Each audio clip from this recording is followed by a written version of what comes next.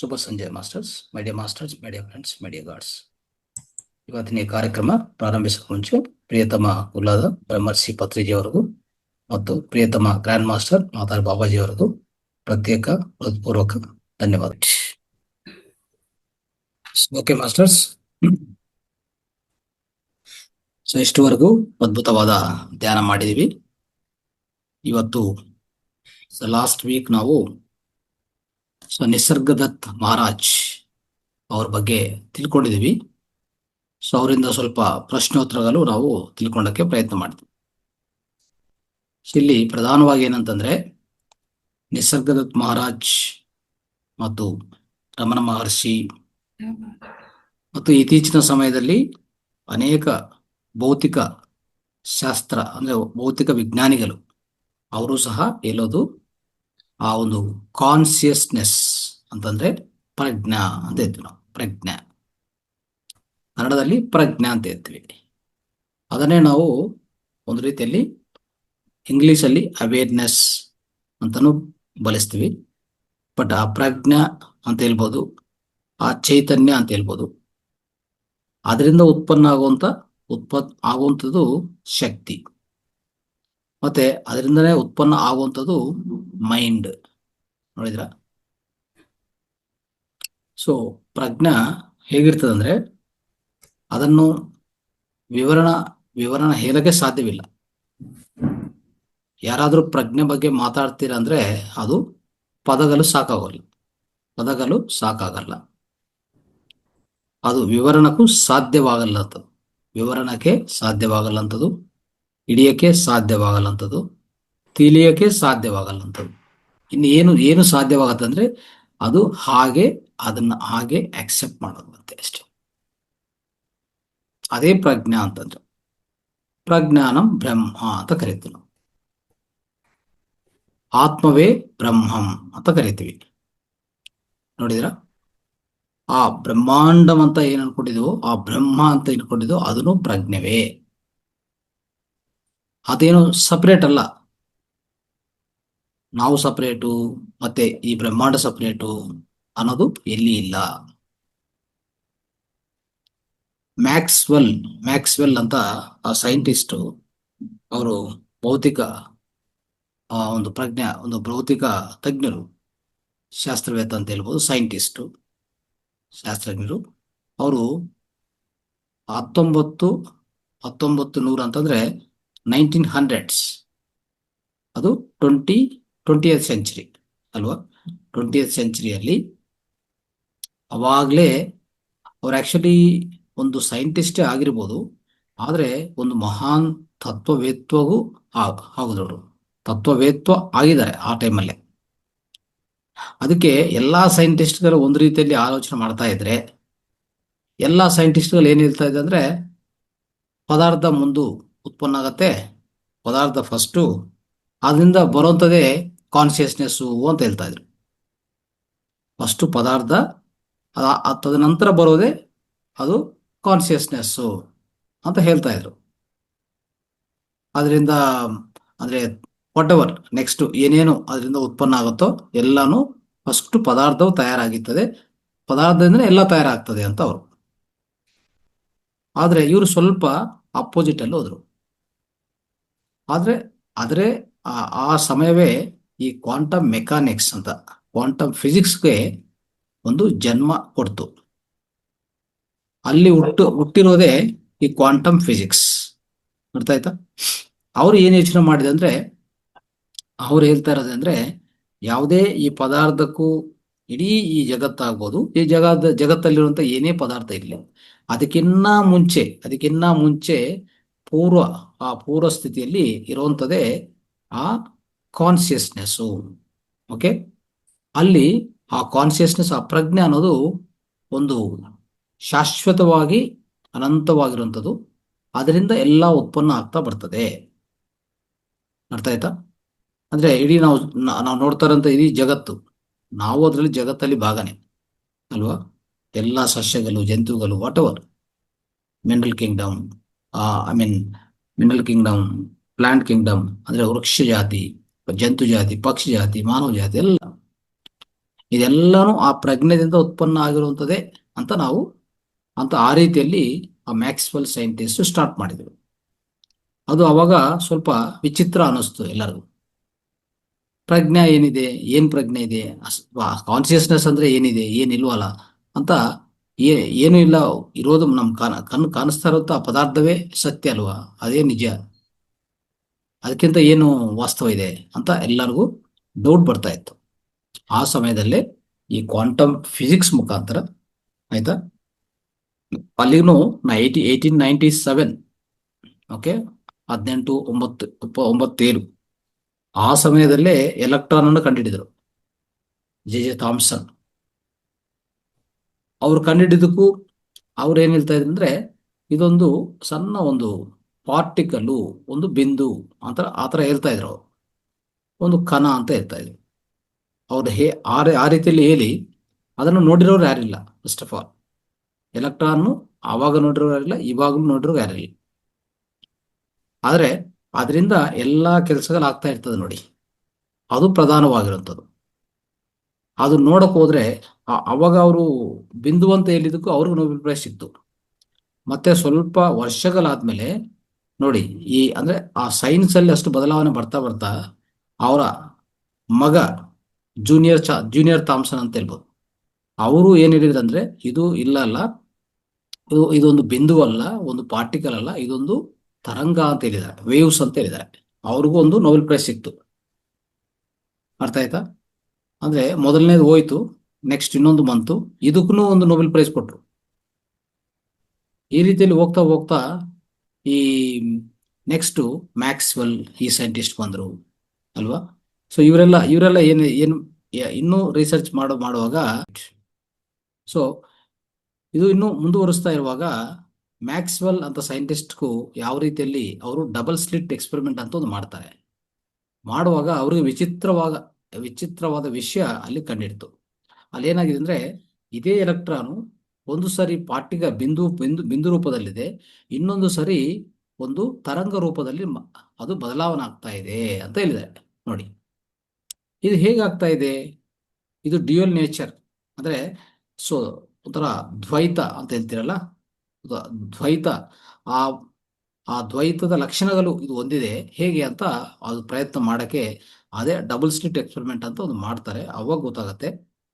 ಯಾವಾಗ ನೋಡೋರು, ಯಾವಾಗ ನಾವು ನೋಡ್ತೀವೋ ಒಂದು ಪದಾರ್ಥವನ್ನು, ಉದಾಹರಣೆಗೆ ನಾನು ನೋಡ್ತಾ ಇದ್ದೀನಿ, ಯಾರೊಬ್ಬರು ನೋಡ್ತಾ ಇದ್ದೀನಿ, ನೋಡುವಾಗ ನೀವು ನನಗೆ ಕಾಣಿಸೋದು ಅಂದ್ರೆ, ನನಗೆ ಕಾಣಿಸ್ತಾ ಇರೋದು ಜಡತ್ವ, ಒಂದು ಒಂದು ಬಿಂದು ಅಂದ್ರೆ ಒಂದು ಪದಾರ್ಥ ರೂಪದಲ್ಲಿ ನೀವು ಕಾಣಿಸ್ತೀರ ಅಷ್ಟೇ. ನಾನು ಕಣ್ಣು ಮುಚ್ಚಿದ್ರೆ ನೀವು ಇಲ್ಲ ನನಗೆ, ಆಯ್ತಾ? ಅಂದ್ರೆ ಈಗೇನಾಯ್ತು ಮತ್ತೆ, ಕಣ್ಣು ತೆರೆಸಿ ನಾನು ನೋಡಕ್ ಹೋದ್ರೆ ಅಂದ್ರೆ ನಾನು ಅಬ್ಸರ್ವರ್ ಆಗ್ತೀನಿ. ಅಬ್ಸರ್ವರ್ ಅಂದ್ರೆ ನೋಡೋರು, ನಾನು ನೋಡ್ತಾ ಇದ್ದೀನಿ, ನೀವು ಕಾಣಿಸ್ತಾ ಇದ್ದೀನಿ. ಅಂದ್ರೆ ಎಲೆಕ್ಟ್ರಾನ್ ಹೇಗೆ ಯಾವ ರೀತಿಯಲ್ಲಿ ಬಿಹೇವ್ ಮಾಡತ್ತಂದ್ರೆ, ಯಾರಾದ್ರೂ ಅದನ್ನು ಗಮನಿಸ್ತಾ ಇರೋರು ಇದ್ರೆ ಆ ಗಮನಿಕದಿಂದ ಅದು ಒಂದು ಪಾರ್ಟಿಕಲ್ ತರ, ಯಾರು ಗಮನಿಸಿಲ್ಲ ಅಂದ್ರೆ ಅದು ಒಂಥರ ತರಂಗ, ಒಂದು ಶಕ್ತಿ.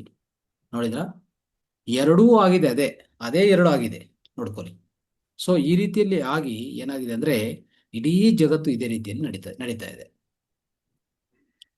ಅಂದ್ರೆ ನನಗೂ ನನ್ನ ಮೈಂಡ್ ಹೇಗಿದೆಯೋ ಈ ಪ್ರಪಂಚ ಹಾಗಿರ್ತದೆ, ಹೌದಾ ಇಲ್ಲ? ನನ್ನ ಮೈಂಡು ಈ ಪ್ರಪಂಚದ ಸಂಬಂಧಿತ ನನ್ನ ಮೈಂಡಲ್ಲಿ ಹೇಗೆ ನಡೀತಾ ಇರ್ತದೋ ಅದೇ ರೀತಿಯಲ್ಲಿ ನನಗೂ ಎಲ್ಲಾ ವಿಷಯಗಳು ಗೋಚರ ಆಗ್ತಾ ಇರ್ತದೆ ಆಚೆ ಕಡೆ. ಅಂದ್ರೆ ಮೈಂಡೇ ಈ ಸೃಷ್ಟಿ ಕಾರಣ ಅಂತ ಗೊತ್ತಾಯ್ತು. ಮೈಂಡ್ ಅಂದ್ರೆ ಯಾವುದೋ ಅಲ್ಲ.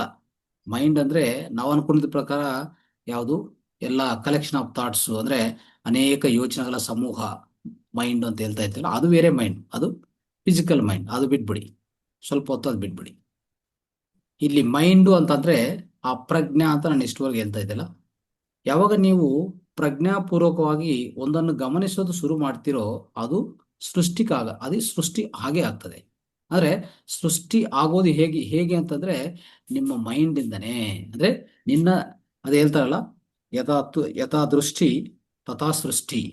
ಸೊ ಇಲ್ಲಿ ಆ ಮೈಂಡ್ ಅಂತದು ಅಂದ್ರೆ ಆ ಪ್ರಜ್ಞೆ, ಆ ಪ್ರಜ್ಞೆ ಎಲ್ಲಿಗೆ ಹೋಗುತ್ತೋ ಅಲ್ಲಿ ಸೃಷ್ಟಿ ಆಗ್ತಾ ಇರ್ತದೆ. ಉದಾಹರಣೆಗೆ ಯಾವುದ್ರ ಮೇಲೆ ನಾವು ಫೋಕಸ್ ಮಾಡ್ತೀವೋ ಅದು ಸೃಷ್ಟಿ ಆಗುತ್ತೆ. ಅಂದ್ರೆ ಅರ್ಥ ಏನಂದ್ರೆ ಅಲ್ಲಿ ನನ್ನ ಪ್ರಜ್ಞೆ ಹೋಯಿತು ಅಲ್ಲಿಗೆ. ಆ ಪ್ರಜ್ಞೆ ಎಲ್ಲಿರ್ತದೋ ಅಲ್ಲಿ ಒಂದೇನಾಗತ್ತಂದ್ರೆ ಸೃಷ್ಟಿ ಅಂತಂದ್ರೆ ಅಲ್ಲಿ ಶಕ್ತಿ ಉತ್ಪನ್ನ ಆಗತ್ತೆ. ಆ ಪ್ರಜ್ಞೆ ಇಲ್ಲದೆ ಶಕ್ತಿ ಉತ್ಪನ್ನ ಆಗಲ್ಲ. ಅರ್ಥ ಆಯ್ತಾ? ಸೊ ಅದೇ ರೀತಿಯಲ್ಲಿ ಯಾವ ಸೃಷ್ಟಿ ಆಗ್ಬೇಕಂದ್ರೂ ಅದಕ್ಕೆ ಮೂಲ ಕಾರಣ ಏನು ಅಂತಂದ್ರೆ ಇದು ಪ್ರಜ್ಞವೇ. ಅಂದ್ರೆ ಅದೇ mind is nothing but consciousness. Mind ಅಂದ್ರೆ ಬೇರೆ ಅಲ್ಲ. ಅರ್ಥ ಆಯ್ತಾ? ಸೊ ಆ ರೀತಿಯಲ್ಲಿ ಸೊ ಯಾವಾಗ ನಾವು ಈ ರೀತಿಯಲ್ಲಿ ಅರ್ಥ ಮಾಡ್ಕೊಂಡೋದು ಸೈನ್ಸ್ ಒಂದು ಕಡೆ ಸ್ಟಾರ್ಟ್ ಮಾಡಿ ಇತ್ತೀಚಿನ ಸಮಯದಲ್ಲಿ ಸೈನ್ಸ್ ಒಂದು ಸ್ಥಿತಿಗೆ ಬಂದಿದೆ. ಸ್ವಲ್ಪ ಒಪ್ಪಿಕೊಡುವಂತ ಅವಶ್ಯಕ ಅಂದ್ರೆ ಅವರು ಒಪ್ಪಿಕೊಡುವಂತ ಪರಿಸ್ಥಿತಿ ಈಗ ರೀಚ್ ಆಗಿದ್ದಾರೆ. ಆಯ್ತಾ? ಅದಕ್ಕೂ ಮುಂಚೆ ಒಪ್ಕೊಳ್ಳುವಂತ ಪರಿಸ್ಥಿತಿ ಇಲ್ಲ. ಏನಿದ್ರೂ ಪದಾರ್ಥವೇ ಮುಖ್ಯ. ನೋಡುವಂತ ಪದಾರ್ಥವೇ ಅದೇ ಅದು ಅದಾದ್ರೆ ದೊಡ್ಡ ವಿಷಯ. ಅದೇ ಒಂದು ಒಂದು ಬೆಲೆ ಅಂತ ಅದಕ್ಕೆ ಬೆಲೆ ಕಟ್ತಾ ಇದ್ರು. ಅರ್ಥ ಆಯ್ತಾ? ಅದಕ್ಕೆ ಮೂಲ ಚೈತನ್ಯ ಯಾವುದು, ಮೂಲ ಜನ್ಮಸ್ಥಾನ ಯಾವುದು, ಆಕ್ಚುಯಲ್ ರಿಯಾಲಿಟಿ ಏನು, ಟ್ರೂ ನೇಚರ್ ಏನು, ಟ್ರೂ ರಿಯಾಲಿಟಿ ಏನು, ಅದು ತಿಳ್ಕೊಳ್ಳೋಕೆ ಯಾವ ಸೈಂಟಿಸ್ಟ್ ಪ್ರಯತ್ನ ಮಾಡಿಲ್ಲ. ಒಂದು ಕ್ವಾಂಟಮ್ ಫಿಸಿಕ್ಸ್ ಸ್ಟಾರ್ಟ್ ಆದ್ಮೇಲೆ ಅನೇಕ ಸೈಂಟಿಸ್ಟ್ಗಳು ಬಂದಿದ್ದಾರೆ. ಈಗ ಕ್ವಾಂಟಮ್ ಮೆಕ್ಯಾನಿಕ್ಸ್ ಡೆವಲಪ್ ಆಗಿ ಕ್ವಾಂಟಮ್ ಕಂಪ್ಯೂಟರ್ ಸಹ ಬರ್ತಾ ಇದೆ. ನೋಡಿದ್ರ? ಕ್ವಾಂಟಮ್ ಕಂಪ್ಯೂಟರ್ಸು ಸ್ಟಾರ್ಟ್ ಆಗಿದೆ. ಅರ್ಥ ಮಾಡ್ಕೊಳ್ಳಿ. ಇನ್ನು ಮುಂದೆ ಹೆಂಗಿರ್ತದೆ ಅಂದ್ರೆ ಯಾವುದೇ ಒಂದು ವಸ್ತು ಕಲಿಸ್ಬೇಕಂದ್ರೆ ಗಾಳಿಯಲ್ಲೇ ಕಲಿಸ್ತಾರೆ, ಗಾಳಿಯಲ್ಲೇ ತಗೋಬಹುದು ನೀವು. ನೋಡಿದ್ರ? ಆದ್ರೆ ಈಗ ಟೆಲಿಪತಿ ನಿನ್ನೆ ಆಯ್ತಲ್ಲ ಕ್ಲಾಸ್, ಆ ರೀತಿಯಲ್ಲಿ ನಾನೇನೇ ನಿಮಗೆ ಮಾತಾಡ್ಬೇಕಂದ್ರೆ ಒಂದು ಆಲೋಚನೆ ಕಲಿಸ್ತೇನೆ, ನಿಮ್ಗೆ ಅರ್ಥ ಆಗತ್ತೆ, ಮತ್ತೆ ನೀವು ರಿಪ್ಲೈ ಮಾಡಿ ನನಗೆ ಅರ್ಥ ಆಗತ್ತೆ ಅಷ್ಟೇ. ನನಗೆ ಮೊಬೈಲು ಬೇಕಾಗಿಲ್ಲ. ಸೊ ಈ ಕ್ವಾಂಟಮ್ ವರ್ಲ್ಡ್ ಅನ್ನೋದು ಹೇಗಿರ್ತದೆ ಅಂದ್ರೆ ಈ ರೀತಿಯಲ್ಲಿ ನಾನು ಯಾವುದು ಫಿಸಿಕಲ್ ಅಂದ್ರೆ ಈ ಮ್ಯಾಟರ್ ಪದಾರ್ಥ ರೂಪದಲ್ಲಿ ನಾನು ಯಾವುದು ಉಪಯೋಗಿಸಲ್ಲ. ನೆಕ್ಸ್ಟ್ ಹೋಗ್ತಾ ಹೋಗ್ತಾ ಹೋಗ್ತಾ ಟೆಕ್ನಾಲಜಿ ಆ ರೀತಿಗೆ ಹೋಗ್ತಾ ಇದೆ. ನೋಡಿದ್ರ? ಕೊನೆಗೆ ಎಲ್ಲಿಗೆ ನಾವು ರೀಚ್ ಆಗ್ತಾ ಇದೀವಿ ಅಂತಂದ್ರೆ ಯಾವ ಸ್ಥಿತಿಗೆ ನಾವು ಹೋಗ್ತಾ ಇದೀವಿ ಅಂದ್ರೆ ನಮ್ಮ ಪೂರ್ವ ಕಾಲದಲ್ಲಿ ನಮ್ಮ ಮುನಿ ಋಷಿಗಳು ಯಾವ ರೀತಿಯಲ್ಲಿ ಅವ್ರು ಬಳಸ್ತಾ ಇದ್ರು ಅಂದ್ರೆ ಅವರ ಒಳಗಡೆ ಅವರ ಅಂತರಾಳದಲ್ಲಿ ಇರುವಂತ ಆ ಅತೀಂದ್ರಿಯ ಶಕ್ತಿಗಳನ್ನ ಯಾವ ರೀತಿಯಲ್ಲಿ ಬಳಸ್ತಾ ಇದ್ರೋ ಇದೆಲ್ಲ ಒಂಥರ ಟೆಕ್ನಾಲಜಿ ಪೂರ್ವವಾಗಿ ಅಂದ್ರೆ ಟೆಕ್ನಾಲಜಿ ಮುಖಾಂತರ ನಮ್ಮ ಮುಂದೆ ಬರುವಂತ ಪ್ರಸ್ತುತ ಪಡುವಂತ ಅವಕಾಶ ಜಾಸ್ತಿ ಇದೆ. ನೆಕ್ಸ್ಟ್ ಯಾವುದೇ ವಸ್ತು ಕಲಿಸ್ಬೇಕಂತ ಅನ್ಕೊಳ್ಳಿ. ಈಗೆಲ್ಲ ಎಷ್ಟು ಉಪಯೋಗಿಸ್ಬೇಕಲ್ಲಿ ಒಂದು ಟ್ರಾನ್ಸ್ಪೋರ್ಟೇಷನ್ ಆಗಲಿ, ಯಾವುದೇ ಒಂದು ದೊಡ್ಡ ಲಾರಿ ತಗೊಂಡ್ ಬರ್ಬೇಕಾಗತ್ತೆ ಒಂದು ಕಡೆಯಿಂದ ಇನ್ನೊಂದು ಕಡೆಗೆ, ಎಲ್ಲ ಆಗ್ತಾ ಇರ್ತದಲ್ಲ. ಅದನ್ನೆಲ್ಲ ಯಾವುದು ಇಲ್ಲ. ಫ್ಯೂಚರ್ ಅಲ್ಲಿ ಟೆಕ್ನಾಲಜಿ ಕಂಡಿಡ್ತಾರೆ. ಯಾವ ರೀತಿಯಲ್ಲಿ ಅಂದ್ರೆ ಅಲ್ಲಿ ಒಂದು ವಸ್ತುವನ್ನು ಗಾಳಿಯಲ್ಲಿ ಕಲಿಸಿದ್ರೆ ಇಲ್ಲಿ ನೀವು ತಗೋಬಹುದು ಅಷ್ಟೇ. ಅದು ಟೆಲಿಪೋರ್ಟೇಷನ್ ಅಂತ ಹೇಳ್ತಾರೆ. ಅದನ್ನು ಕಲಿಸೋದು ಮತ್ತೆ ಇಲ್ಲಿ ತಗೊಂಡೋದು ಎಲ್ಲ ಯಂತ್ರಗಳೇ ಮಾಡ್ಬಿಡ್ತವೆ, ನೀವು ಮಾಡೋದಿಲ್ಲ. ಎಲ್ಲ ಯಂತ್ರನೇ ಮಾಡೋದು. ಅರ್ಥ ಆಯ್ತಾ? ಅಲ್ಲಿಂದ ಕಲಿಸ್ತದೆ ಮತ್ತೆ ಇಲ್ಲಿಂದ ರಿಸೀವ್ ಮಾಡ್ಕೊಂಡು ನಿಮ್ಗೆ ಕೊಡ್ತದೆ ಅಷ್ಟೆ. ನೋಡಿದ್ರ? ಈಗ ಯಾಕೆ AI ನೋಡಿ ಹೆಂಗಿದ್ಯೋ ಅಲ್ವಾ? ಈಗ AI ಬಂದ ಮೇಲೆ ನೀವೇನು ಮಾಡೋದು ಬೇಕಾಗಿಲ್ಲ. ನಿಮ್ಮ ಆಲೋಚನೆ ಸ್ವಲ್ಪ ಹೇಳಿದ್ರೆ ಸಾಕದು. ಅದಕ್ಕೆ ಒಂದು ಮನುಷ್ಯ ಯಾವ ರೀತಿಯಲ್ಲಿ ಮಾಡ್ತಾನೋ ಎಲ್ಲ ಮಾಡಿ ನಿಮ್ಮ ಮುಂದೆ ಪ್ರಸ್ತುತಪಡಿಸ್ತದೆ. ನೀವು ದೊಡ್ಡ ದೊಡ್ಡ ಕಂಪ್ಯೂಟರ್ಗಳು ಮತ್ತೆ ಅದಕ್ಕೊಂದು ವಿಜ್ಞಾನ, ಅದಕ್ಕೊಂದು ಓದೋದು ಡಿಗ್ರಿ, ಮತ್ತೆ ಏನೇನೋ ಡಿಗ್ರಿಗಳು ಏನ್ ಬೇಕಾಗಿಲ್ಲ. ನಿಮ್ಮ ಒಂದು ಕಂಪ್ಯೂಟರ್ ಯೂಸ್ ಮಾಡೋದು ಬೇಕಾಗಿದೆ. ಮತ್ತೆ ನಿಮ್ಮ ಮನಸ್ಸಲ್ಲಿ ಸ್ಪಷ್ಟವಾಗಿ ನೀವೇನು ಅನ್ಕೊಂಡಿದ್ರು ಅದು ಬರೆಯುವಂತ ಇಂಗ್ಲಿಷ್ ನಿಮ್ಮ ಹತ್ರ ಇರ್ಬೇಕಷ್ಟೇ. ಎಲ್ಲ ಅದೇ ಮಾಡ್ತಾ ಇದೆ. ಇದನ್ನೆಲ್ಲ ಏನಂತ ಹೇಳ್ತೀವಿ ಅಂದ್ರೆ ಇದೆಲ್ಲ ಕ್ವಾಂಟಮ್ ಫೀಲ್ಡ್ ಆಫ್ ಕಾನ್ಶಿಯಸ್ನೆಸ್ ಇದೆಲ್ಲ. ಆ ರೀತಿಯಲ್ಲಿ ಟೆಕ್ನಾಲಜಿನೂ ಹಾಗೆ ಮುಂದುವರಿಸ್ತಾ ಇದೆ. ಮತ್ತೆ ಆದ್ರೆ ನಾವು ಮನಸ್ಸಲ್ಲಿ ಅಂದ್ರೆ ಈ ಮಾನವನಲ್ಲಿ ಏನಾಗಿದೆ ಅಂದ್ರೆ ನಮ್ಮಲ್ಲಿರುವಂತ ಆ ಶಕ್ತಿಗಳನ್ನು ನಾವು ಉಪಯೋಗಿಸ್ಕೊಳಕ್ಕೆ ಆ ಟೆಕ್ನಾಲಜಿ ನಮ್ಮ ಹತ್ರ ಇಲ್ಲ. ಅದು ಒಂದು ರೀತಿಯಲ್ಲಿ ಸೃಷ್ಟಿ ಏನ್ ಮಾಡ್ತದೆ ಅಂದ್ರೆ ಈ ಸೃಷ್ಟಿ ಈ ಬ್ರಹ್ಮಾಂಡದಲ್ಲಿ ಈ ಮೆಷನ್ಸ್ ಮುಖಾಂತರವೇ ಅಂದ್ರೆ ಮಾನವನಿಗೆ ಇದ್ರೂ ಒಂಥರ ಈ ಬ್ರಹ್ಮಾಂಡದಲ್ಲಿ ನಡೆಯುವಂತ ಅದೊಂದು ಸೃಷ್ಟಿನೇ. ಅಂದ್ರೆ ಎ ಆಗ್ಬೋದು, ಮತ್ತೆ ಮುಂದೆ ನಡೆಯುವಂತ ಅನೇಕ ಕ್ವಾಂಟಮ್ ಮೆಕ್ಯಾನಿಕ್ಸ್ ಅಲ್ಲಿ ಕ್ವಾಂಟಮ್ ದೊಡ್ಡ ದೊಡ್ಡ ಫಲಿತಗಳು ಸಹ ಅದು ಸೃಷ್ಟಿಕರ್ತ ಮಾಡೋಂಥದ್ದೇ ಆ ರೀತಿಯಲ್ಲಿ. ಆದ್ರೆ ಸೊ ನಮ್ಮನ್ನು ನಾವು ಕರೆಕ್ಟ್ ಆಗಿ ತಿಳ್ಕೊಂಡಿದ್ರೆ ನಮ್ಮಲ್ಲಿ ಆ ಶಕ್ತಿಗಳು ಈಗಾಗಲೇ ಇದೆ. ಅರ್ಥ ಆಯ್ತಾ? ಈಗಾಗಲೇ ಆ ಶಕ್ತಿಗಳು ಇದೆ. ಆ ಶಕ್ತಿಗಳನ್ನು ನಾವು ಬಳಸ್ಕೋಬೇಕಂದ್ರೆ ನಮ್ಮ ಇನ್ನರ್ ಇಂಜಿನಿಯರಿಂಗ್ ನಾವು ಮಾಡ್ಕೋಬೇಕಾಗತ್ತೆ. ಇನ್ನರ್ ಇಂಜಿನಿಯರಿಂಗ್ ಅಂತ ಹೇಳ್ತೀವಿ ನಾವು. ಅದು ಔಟರ್ ಇಂಜಿನಿಯರಿಂಗ್ ಅಲ್ವಾ? ಇದು ಇನ್ನರ್ ಇಂಜಿನಿಯರಿಂಗ್. ಇನ್ನರ್ ಇಂಜಿನಿಯರಿಂಗ್ ಅಲ್ಲಿ ಏನ್ ಬರುತ್ತೆ? ನಿಮ್ಮ ಧ್ಯಾನ ಮುಖ್ಯಸ್ಥಲ ಆಗತ್ತೆ. ಧ್ಯಾನ ಮುಖ್ಯಸ್ಥ ಆಗತ್ತೆ. ಅದ ಪ್ರಥಮ ವಿಷಯ ಅದು. ಅರ್ಥ ಆಯ್ತಾ? ಸೊ ಅದು ಮಾಡ್ಕೊಂತ ಇದ್ರೆ ನಿಮ್ಮಲ್ಲಿ ಆ ಎಲ್ಲ ಅತೀಂದ್ರಿಯ ಶಕ್ತಿಗಳನ್ನು ಬಳಸ್ಕೊಂಡು ನಿಮ್ಮ ಜೀವನವನ್ನು ಸಾಗಿಸ್ಬೋದು. ಆ ರೀತಿಯಲ್ಲಿ ಒಂದು ಸರಿ ನಿಸರ್ಗದತ್ ಮಹಾರಾಜನು ಒಬ್ರು ಕೇಳ್ತಾರೆ, ಸೊ ನೀವು ಹೇಗೆ ರಿಯಲೈಸ್ ಆಗಿದೆಯೇ, ಅಂದ್ರೆ ನೀವು ಹೇಗೆ ರಿಯಲೈಸ್ ಆಗಿದೀವಿ ಅಂದ್ರೆ ಆತ್ಮ ಸಾಕ್ಷಾತ್ಕಾರ ನಿಮ್ಗೆ ಹೇಗಾಯ್ತು ಹೇಳಿ ಅಂತ ಒಬ್ರು ಒಂದು ಪ್ರಶ್ನೆ ಕೇಳ್ತಾರೆ. ರೈಟ್. ಸೊ ನನ್ನ ವಯಸ್ಸು 34 ವರ್ಷ ಇರುವಾಗ ನನ್ನ ಗುರುವನ್ನು ನಾನು ಭೇಟಿಯಾಗಿದೆ. 37 ವರ್ಷಕ್ಕೆ ನಾನು ರಿಯಲೈಸ್ ಆಗಿಬಿಟ್ಟಿದ್ದೀನಿ. ಮತ್ತೆ ಏನಾಯ್ತು, ನಿನಗೆ ಏನಾಯ್ತು, ನಿನ್ನಲ್ಲಿ ಏನು ಬದಲಾವಣೆ ಬಂದಿದೆ ಅಂತ ಪ್ರಶ್ನೆ ಕೇಳ್ತಾರೆ. ಅಂದ್ರೆ ಇನ್ನೊಂದೇಂದ್ರೆ ನಿಸರ್ಗದತ್ ಮಹಾರಾಜ್ ಅಂದ್ರೆ ಅವರ ಸ್ವಾಮಿ, ಓಕೆ, ಅವರ ಆ ಗುರುವನ್ನು ಮೀಟ್ ಮಾಡ್ತಾರೆ ಅಲ್ವಾ? ಆ ಗುರುವನ್ನು ಮೀಟ್ ಮಾಡಿದ ಮೇಲೆ ಓಕೆ, ಅದರ ಅತಿ ವೇಗವಂತವಾಗಿ ಅದೇ ಅದೇ ಅಲ್ಲೇನು ಜಾಸ್ತಿ ಟೈಮ್ ತಗೊಂಡಿಲ್ಲ ಅವರು. ಓಕೆ, 2-3 ವರ್ಷ ಅಷ್ಟೇ. ಅದಾದ್ಮೇಲೆ ಅದು ಆಚೆ ಕಡೆ ಬರೋದಾಗ್ಲಿ, ಆಮೇಲೆ ನೆಕ್ಸ್ಟು ಇಡೀ ಪ್ರಪಂಚವನ್ನು ಸುತ್ತಾರೆ. ಎಲ್ಲ ಪ್ರಪಂಚವೆಲ್ಲ ಬೇರೆ ಬೇರೆ ಪ್ಲೇಸಸ್ಗೂ, ಹಿಮಾಲಯ ಎಲ್ಲ ಕಡೆ ಹೋಗಿ ಎಲ್ಲ ನೋಡಿಕೊಂಡು ಮತ್ತೆ ಸೊ ಬರಿಕಾಲಲ್ಲೇ ಓಡಾಡ್ತಾ ಕೊನೆಗೆ ಮತ್ತೆ ಮನೆಗೆ ಬರ್ತಾರೆ. ಮನೆಗೆ ಬಂದು ಆ ಬಾಂಬೆದಲ್ಲಿ ಅಪಾರ್ಟ್ಮೆಂಟ್ ಅಲ್ಲಿ ಮೇಲೆ ಒಂದು ಫಸ್ಟ್ ಫ್ಲೋರ್ ಅಲ್ಲಿ ಒಂದು ಸಣ್ಣ ರೂಮ್ ಅಷ್ಟೇ. ಆ ರೂಮಲ್ಲೇ ಇದ್ರು. ಆ ರೂಮಲ್ಲಿ ಇದ್ದು ಆದ್ರೆ ಅಲ್ಲಿಗೆ ಇವ್ರಿಗೆ ಏನಾಗಿದೆ ಅಂತಂದ್ರೆ ಅವರಲ್ಲಿ ಆ ಪ್ರಜ್ಞೆ ಅಂತಂದ್ರೆ ಆ ಎರುಕ ಅಂತ ಹೇಳ್ಬೇಕಂದ್ರೆ ಆ ಜಾಗೃತ ಅನ್ನೋದು ಆ ಜಾಗೃತಿ ಆಯ್ತು ಅಲ್ವಾ? ಸೊ ಆಗಿದ್ದಕ್ಕೂ ಅಲ್ಲಿ ಅವ್ರೇನ್ ಹೇಳ್ತಾರಂದ್ರೆ, ರೈಟ್, ಓಕೆ, ಸೊ ಅಲ್ಲಿ ಹೇಗೆ ನಿಮ್ಗೆ ಪರಿವರ್ತನ ಅಂದ್ರೆ ನಿಮ್ಮಲ್ಲಿ ಆತ್ಮ ಸಾಕ್ಷಾತ್ಕಾರ ಆಗಿದೆ ಅಂತ ಏನ್ ಬದಲಾವಣೆ ಅಂತಂದ್ರೆ ಅವ್ರು ಹೇಳಿದ್ರು, ಸೊ ನಾನು ಯಾವುದೇ ರೀತಿಯಲ್ಲಿ ನನಗೆ ಸಂತೋಷ ಇಲ್ಲ, ದುಃಖ ಇಲ್ಲ, ಅಷ್ಟೇ ನನ್ನಲ್ಲಿ ಆಗಿರುವಂಥದ್ದು. ಸಂತೋಷ ಇಲ್ಲ, ದುಃಖನೂ ಇಲ್ಲ, ಈ ಎರಡೂ ಇಲ್ಲ ಅಂತ ಸ್ಥಿತಿಗೆ ನಾನು ಬಂದಿದ್ದೀನಿ ಅಂತ ಅವರು ಹೇಳ್ತಾರೆ. ಎರಡಿಂದ ನಾನು ದೂರ ಆಗಿದ್ದೀನಿ. ಆಯ್ತಾ? ಸೊ ನನಗೆ ಯಾವುದು ಬೇಕಾಗಿಲ್ಲ. ನನ್ನಲ್ಲಿ ಒಂದು ದೊಡ್ಡ ಸಾಗರದಂತೆ ಆ ಎರುಕ ಅನ್ನುವಂಥದ್ದು, ಅವೇರ್ನೆಸ್ ಅನ್ನೋದು ಹೆಚ್ಚಾಗಿದೆ. ಸೊ ಈ ರೀತಿಯಲ್ಲಿ ಆಗಿರುವಾಗ ಓಕೆ, ಅಲ್ಲಿ ಏನು ಅಂತಂದ್ರೆ ಒಂದು ಮಾಸ್ಟರ್ ಅಂದ್ರೆ ಅವರು ರಿಯಲೈಸ್ ಆಗಿದ್ದಾರೆ ಅಂತಂದ್ರೆ ಅವರಲ್ಲಿ ಎಲ್ಲದೂ ಸಮಾನತ್ವವೇ. ಆಯ್ತಾ? ದುಃಖವು ಸಂತೋಷವು ಎರಡು ಸಪರೇಟ್ ಅಲ್ಲ. ಆಯ್ತಾ? ಅವರ ದೃಷ್ಟಿಯಲ್ಲಿ ಎರಡು ಒಂದೇ ಅಲ್ವಾ? ಪ್ರತಿಯೊಂದಿಗೂ ಮೂಲ ಕಾರಣ ಏನಿರ್ತದೆ ಅಂದ್ರೆ, ಮೂಲ ಜನ್ಮಸ್ಥಾನ ಹೇಗಿರ್ತದೆ ಅಂದ್ರೆ ಪ್ರತಿಯೊಂದು ಯಾವುದೇ ಈ ಜಗತ್ತಲ್ಲಿ ಪ್ರತಿಯೊಂದಕ್ಕೂ ಆ ಮೂಲ ಚೈತನ್ಯವೇ ಕಾರಣ ಅಂತ ನಮ್ಗೆ ಗೊತ್ತು ಅಲ್ವಾ? ಆ ರೀತಿಯಲ್ಲಿ ಇರುವಾಗ ಸೊ ಯಾವುದೇ ಇದನ್ನು ಸಪರೇಟ್ ನೋಡೋದಾಗ್ಲಿ ಅದು ಸಪರೇಟ್ ನೋಡೋದಾಗ್ಲಿ ಅವ್ರು ಮಾಡಲ್ಲ.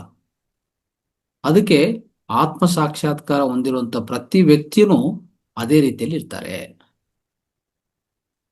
ಆಯ್ತಾ? ಯಾವುದು ಅಂದ್ರೆ ಒಬ್ಬರನ್ನು ಇನ್ನೊಂದು ರೀತಿಯಲ್ಲಿ ನೋಡೋದು, ಇನ್ನೊಬ್ಬರನ್ನು ಇನ್ನೊಂದು ರೀತಿಯಲ್ಲಿ ನೋಡುವಾಗ್ಲೂ ಅಲ್ಲಿ ನಿಮ್ಮತ್ತ ಆ ಸ್ಥಿತ ಪ್ರಜ್ಞೆ ಆಗ್ಲಿ, ಆ ಸಮಾನತ್ವ ಆ ಭಾವನ ನಿಮ್ಮ ಹತ್ರ ಇಲ್ಲ. ಅದನ್ನು ಸಹ ಅಂದ್ರೆ ಆ ರೀತಿಯಲ್ಲಿ ಇದ್ರೂ ಅಂದ್ರೆ ಸಮಾನ ಭಾವನೆ ಏನಿದೆಯೋ ಅದು ಖಂಡಿತ ಒಂದು ಮಾಸ್ಟರ್ ಅಂದ್ರೆ ಒಂದು ಆತ್ಮ ಸಾಕ್ಷಾತ್ಕಾರ ಹೊಂದಿರುವಂತ ಆ ಮಾಸ್ಟರು ಆ ಲಕ್ಷಣವನ್ನು ಹೊಂದಿರ್ತಾರೆ. ಆ ರೀತಿಯಲ್ಲಿ ಅರ್ಥ ಮಾಡ್ಕೋಬೇಕು ನಾವು.